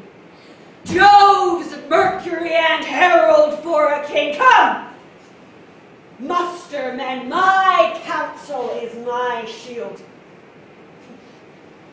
We must be brief when traitors brave the field.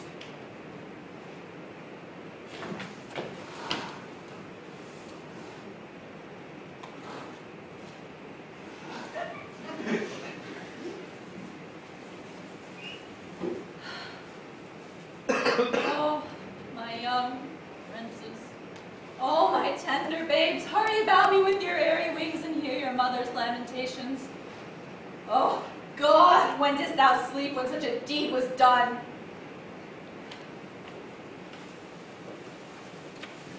Stay, madam. I must speak a word with you. Be brief. Then know that from my soul I love your daughter and mean to make her Queen of England. Say, then, who dost thou mean shall be her king? Even she that makes her queen, who should be else? What? Thou? I. Even I. What think you of it, madam? How canst thou woo her? That would I learn of you. Send to her by the woman that slew her brothers with her bleeding hearts, then happily she will weep. If this inducement force her not to love, send her a story of thy noble acts. Tell her how thou madest away her uncle Clarence, her uncle Rivers, and gave for her sake its quick conveyance with her good aunt Anne. Come. You mock me. This is not the way to win our daughter. There is no other way, unless thou couldst put on some other shape and not be Richard that hath done all this. Look. What is done cannot be now amended. If I did take the kingdom from your sons to make amends, I give it to your daughter. If I have killed the issue of your womb to quicken your increase, I will beget mine issue of your blood upon your daughter.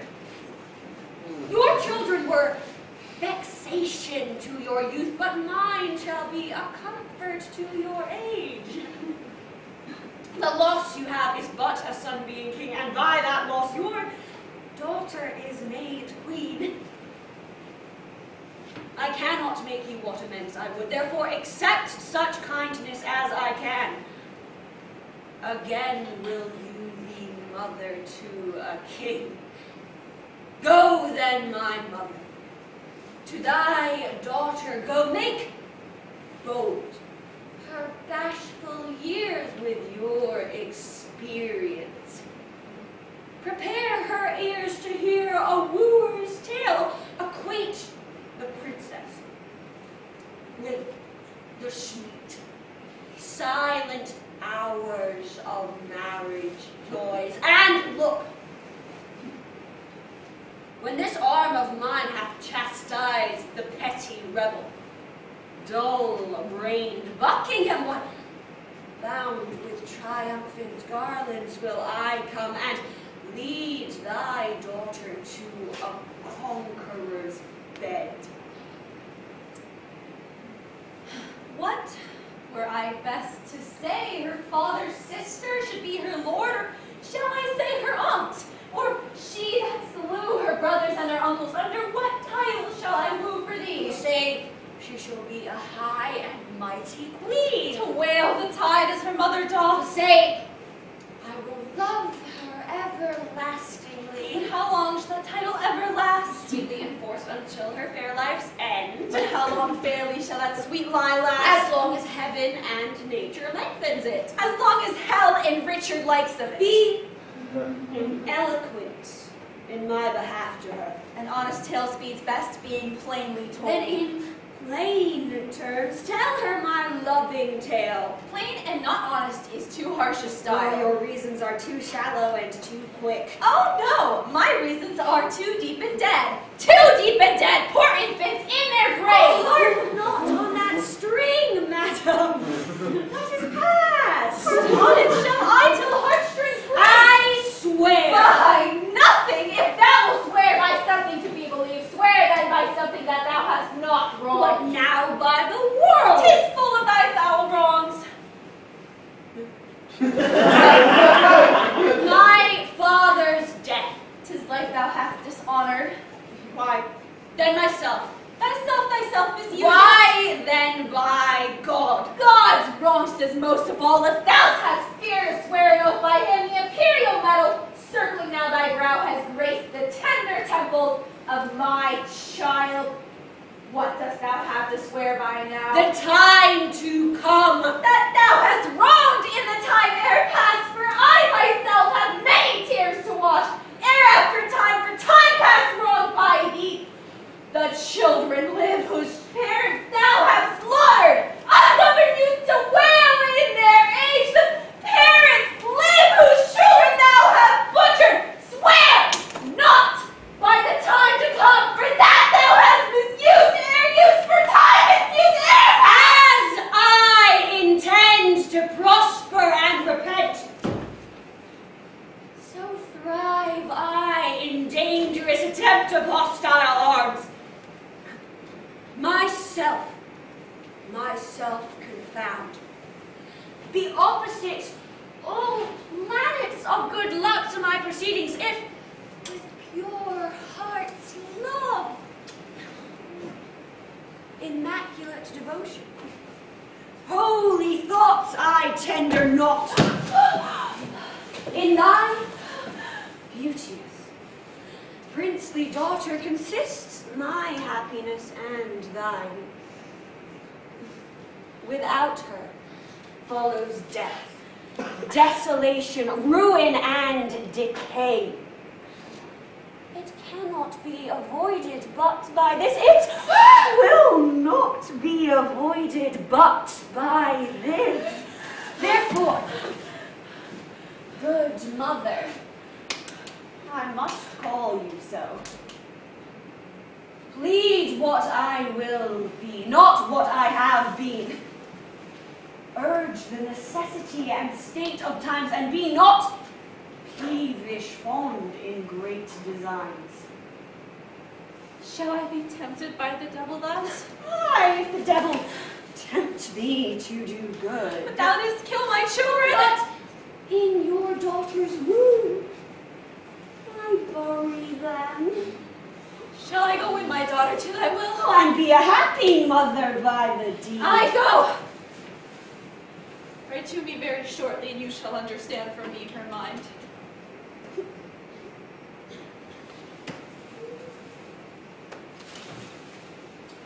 Bear her my true love's kiss. And so farewell.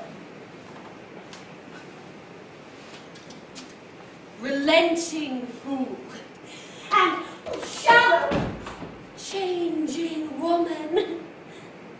A hasty marriage seldom proveth well. How now, what news?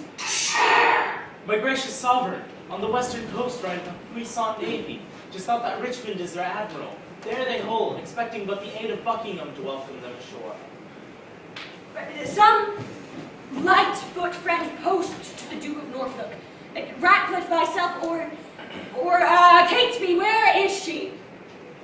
Here, my lord. Fly to the Duke. Post thou to Salisbury, and when thou comest thither,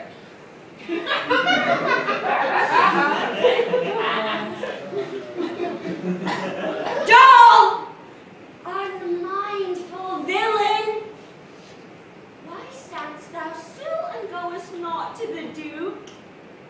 First, mighty sovereign, let me know your mind. For what should I deliver to him? True, good Catesby, bid him levy straight and meet me presently at Salisbury. What is your highness' pleasure I shall do at Salisbury? What? What wouldst thou do there before I go? Your highness told me I should post before. Oh, my mind is changed, sir. My mind is changed. How now, what news with you? Richmond is on the seas, stirred up by Dorset and by Buckingham. She makes for England, there to claim the crown. Is the chair empty? Is the sword unswayed? Is the king dead? The empire unpossessed? What heir of York is there alive but we, and who is England's king, but great York's heir. Now, thou wilt revolt and fly to him, I fear. No, my liege, their words mistrust me not. Where are thy armies then to beat him back? Where are thy tenants and thy followers? Are they not now safe upon the western shore, conducting the rebels from their ships? No, my good lord, my friends are in the north. Oh, gold friends to Richard. What do they in the north when they should serve their sovereign in the west? They have not been commanded, my sovereign. Please it your majesty to give me leave. I'll muster up my friends and meet your grace. Aye, thou wouldst be gone to join with Richmond. I will not trust you, sir. Mighty sovereign, you have no cause to hold our friendship doubtful. I never have, nor never will be false. Well, go. Muster men, but hear you. Leave behind your son, George Stanley. Look, your faith be firm, or else his head's assurance is but frail. So deal with him, as I perch near you.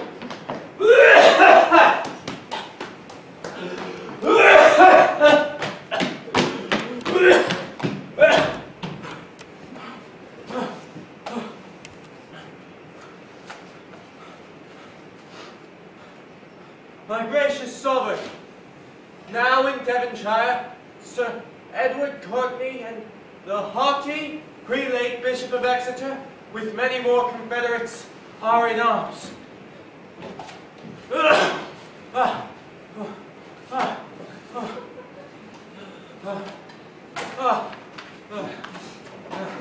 My lord, the Guilderfords in Kent are in arms, and every hour more competitors flock to their aid, and still their power increases. My lord, the army of the Duke of Buckingham. Out upon you, owls! Nothing but songs of death? Buckingham's army is dispersed and scattered, and he alone wandered away, no man knows whither. I cry thee mercy. Here is my purse to cure that blow of thine. Hath any well-advised friend proclaimed reward to him that brings the traitor in? Such proclamation hath been made, my lord. Now is the winter of our grace despair. March on. March on, since we are up in arms. If not to fight with foreign enemies, yet to beat down those rebels here at home. Aye!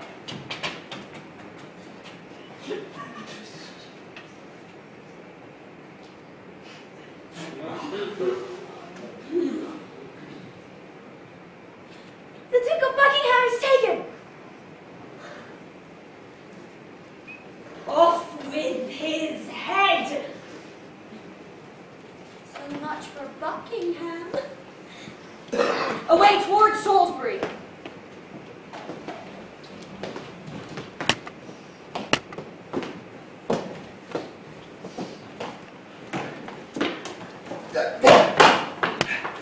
Will not King Richard let me speak with her? No, my good lord. Therefore, be patient.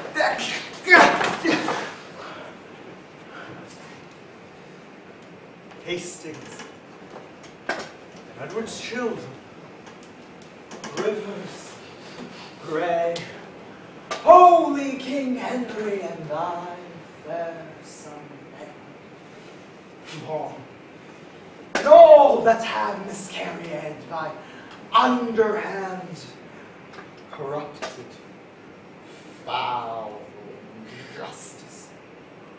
If that your moody, discontented souls do through the clouds behold this present hour, even for revenge, mock my destruction. This is All Souls Day, fellow, is it not? It is, my lord.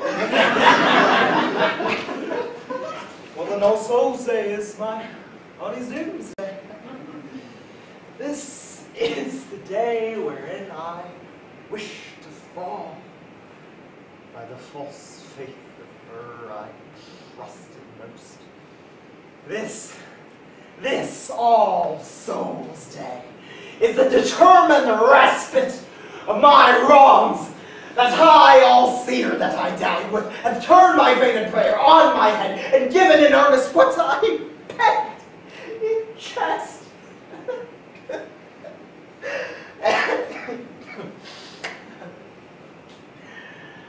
Thus doth he force the swords of wicked men to turn their own points on their masters' bosoms.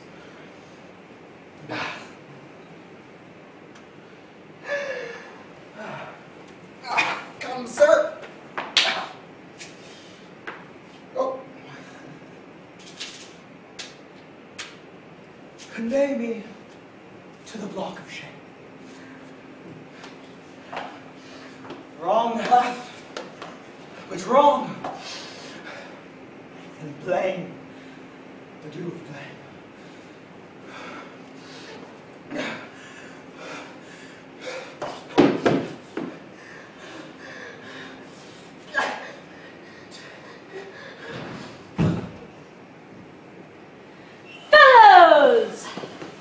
Fellows, good day, sir. Gentlemen, how about it, fellow? Well, fellows in arms, and my most loving friends. Thus far into the bowels of the land have we marched on without impediment. The wretched, bloody, and usurping for this foul swine lies now even in the center of this isle, but 1 day's march. Then in God's name, march! True hope is swift and flies with swallows' wings.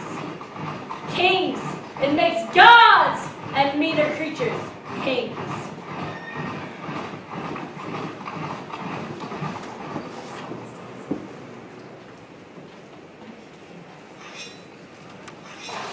My lord of Norfolk!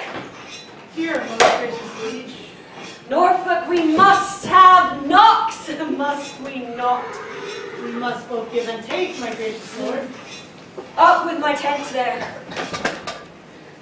Here will I lie tonight, but where tomorrow? All's one for that. Valiant gentlemen, let us survey the vantage of the field. Let's want no discipline, make no delay. For Lord, tomorrow is a busy day. The weary sun hath made its golden set, and by the bright track of its fiery calm, a signal of a goodly day tomorrow. Yet, one thing more, good blood, before that roast. Where is Lord Stanley, does thou know? His regiment lies half a mile east south of the mighty tower of the king. If without peril it be possible, good Captain White, bear my good night to him, and give him for me this most needful strength. Upon my life, my lord, I'll let it wait. And so God give you quiet rest tonight. Good night, good Captain White. I'll consult upon tomorrow's business in my tent. The air is raw and cold.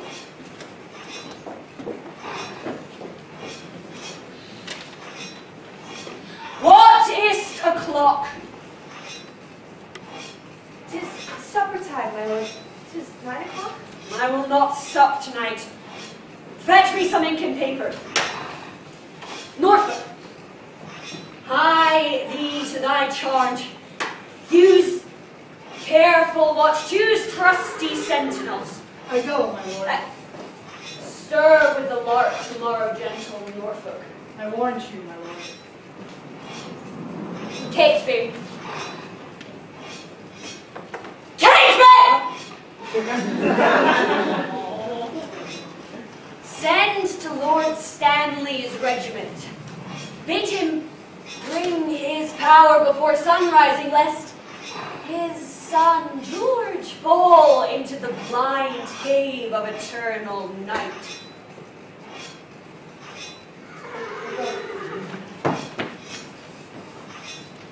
Give me a bowl of wine, fetch me a watch.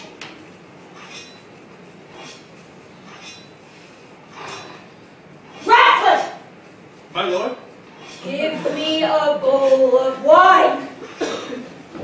I have not that alacrity of spirit or cheer of mind that I was wont to have.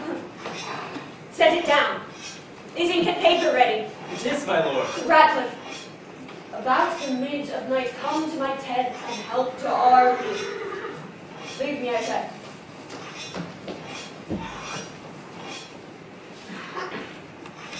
Fortune and victory, sit on thine helm. All good comfort to the dark night can afford. Be thy person. The silent hours steal on, and flaky darkness breaks within the east. In brief, prepare thy battle early in the morning. I, as I may, with best advantage, will receive the time, and aid thee in this doubtful shock of arms. But on thy side, I may not be too forward, lest being seen, thy brother, tender George, executed his father's sentence. Leisure and beautiful time cuts off the ceremonial vows of love. Once more, adieu. Be valiant and speak well. Good night, Father. Strive the tablecloth to take it out.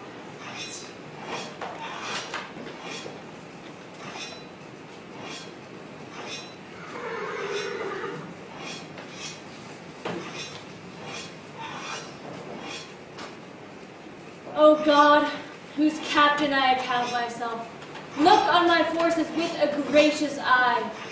Put in their hands thy bruising irons of wrath, that they may crush down with a heavy fall the usurping helmets of our adversaries. Make us thy ministers of chastisement, that we may praise thee in the victory. To thee I do commend my watchful soul. Ever let fall the windows of mine eyes. Sleeping and waking, oh, defend me still.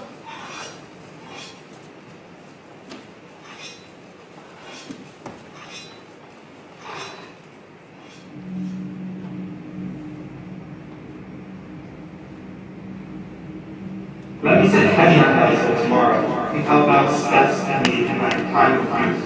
And two spirits despair therefore and die. Cheerful Richmond, with the wronged souls of butchered princes fight in thy behalf. King Henry's issue, Richmond, comforts. When I was mortal, my anointed body by thee was punched full of deadly holes.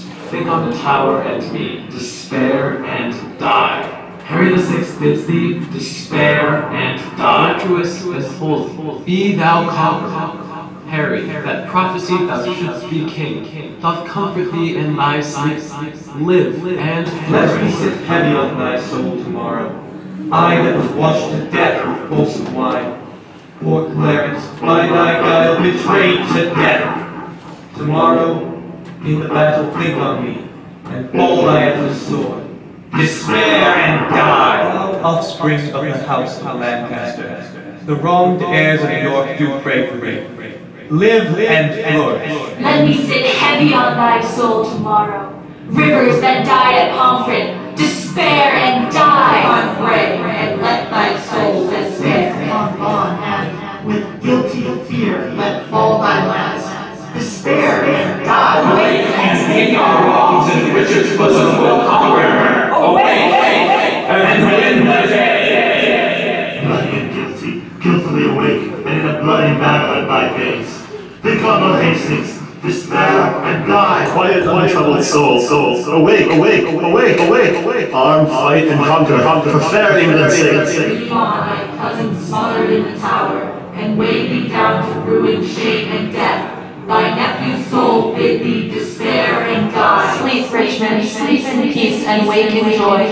Good angels guard thee from the boar's annoy. Live and beget a happy race of kings. Edward's unhappy sons do bid thee flourish. Richard, thy wife, that wretched and thy wife, that never slept a quiet hour with thee, now fills thy sleep with perturbations. Tomorrow in the battle think on me, and fall thy edge of the sword. Despair and die. Quiet soul, sleep thou in quiet sleep.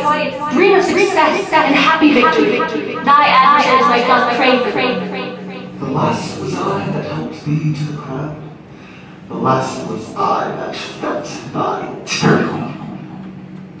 Oh, in the battle think on Buckingham, and die in terror of thy guiltiness. Dream on of bloody deeds and death. Fainting despair, despairing yields thy breath. I died for hope ere I could lend thee aid, but cheer thy heart, and be thou not dismayed. God and good angel fights on Richmond's side, and Richard falls in height of all his pride. Despair and die, despair and die, despair and die. Get me another horse! Find up, I would have mercy!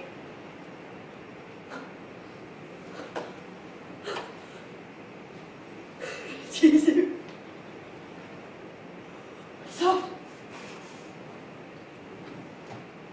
I did but dream.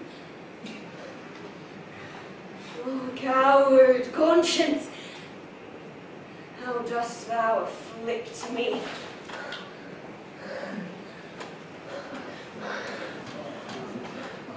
What do I fear?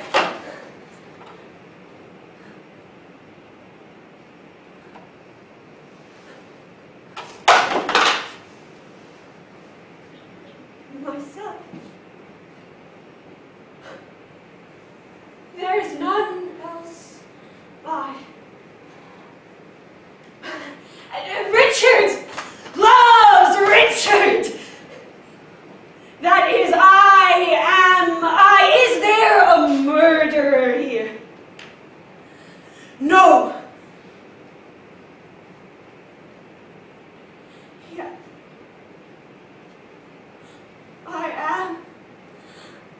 I am a villain.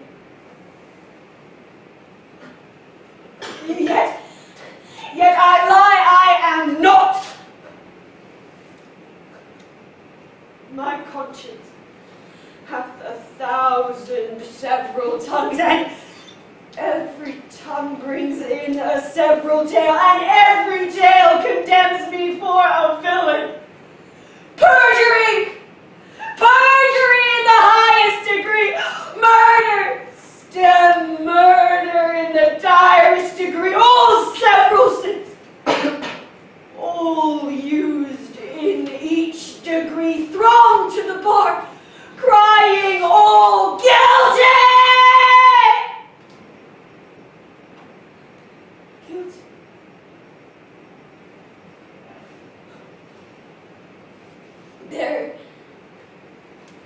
There is no creature loves me. And when I die, no soul shall pity me.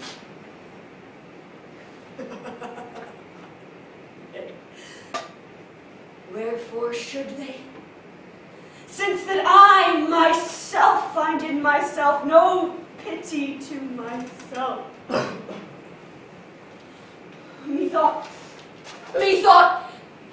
the souls of all that I have murdered came unto my tent, and every one did threat tomorrow's vengeance on the head of Richard. My lord? Oh, Radcliffe! Radcliffe, I have dreamed a fearful dream. What thinkest thou?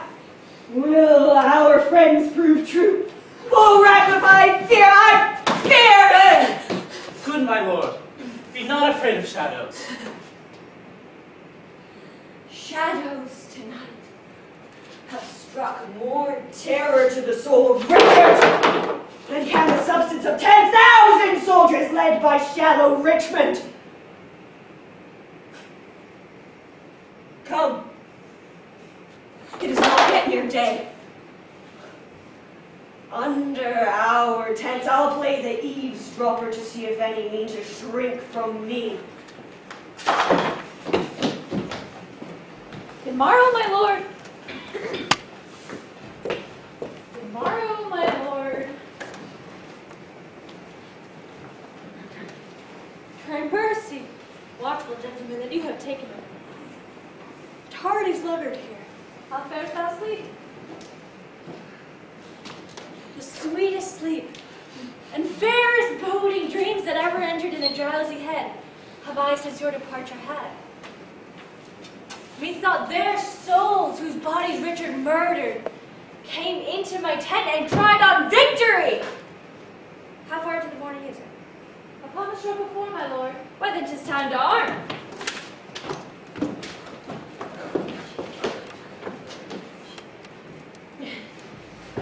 The sun will not be seen today. Not shine today. Why, what is that to me more than to Richmond? For the self-same heaven that frowns on me looks sadly upon her. Hark! I hear their drum. Fight, gentlemen of England! What says Lord Stanley? Will he bring his power? My lord, he doth deny to come. Off with his son George's head! 1,000 hearts are great within my bosom! Advance our standards! Set upon our foes, upon them! Go, gentlemen, every man unto his charge. Let not our babbling dreams affright our souls. Conscience is but a word that cowards use. Devise at first to keep the strong in awe. Our strong arms be our conscience, swords our law.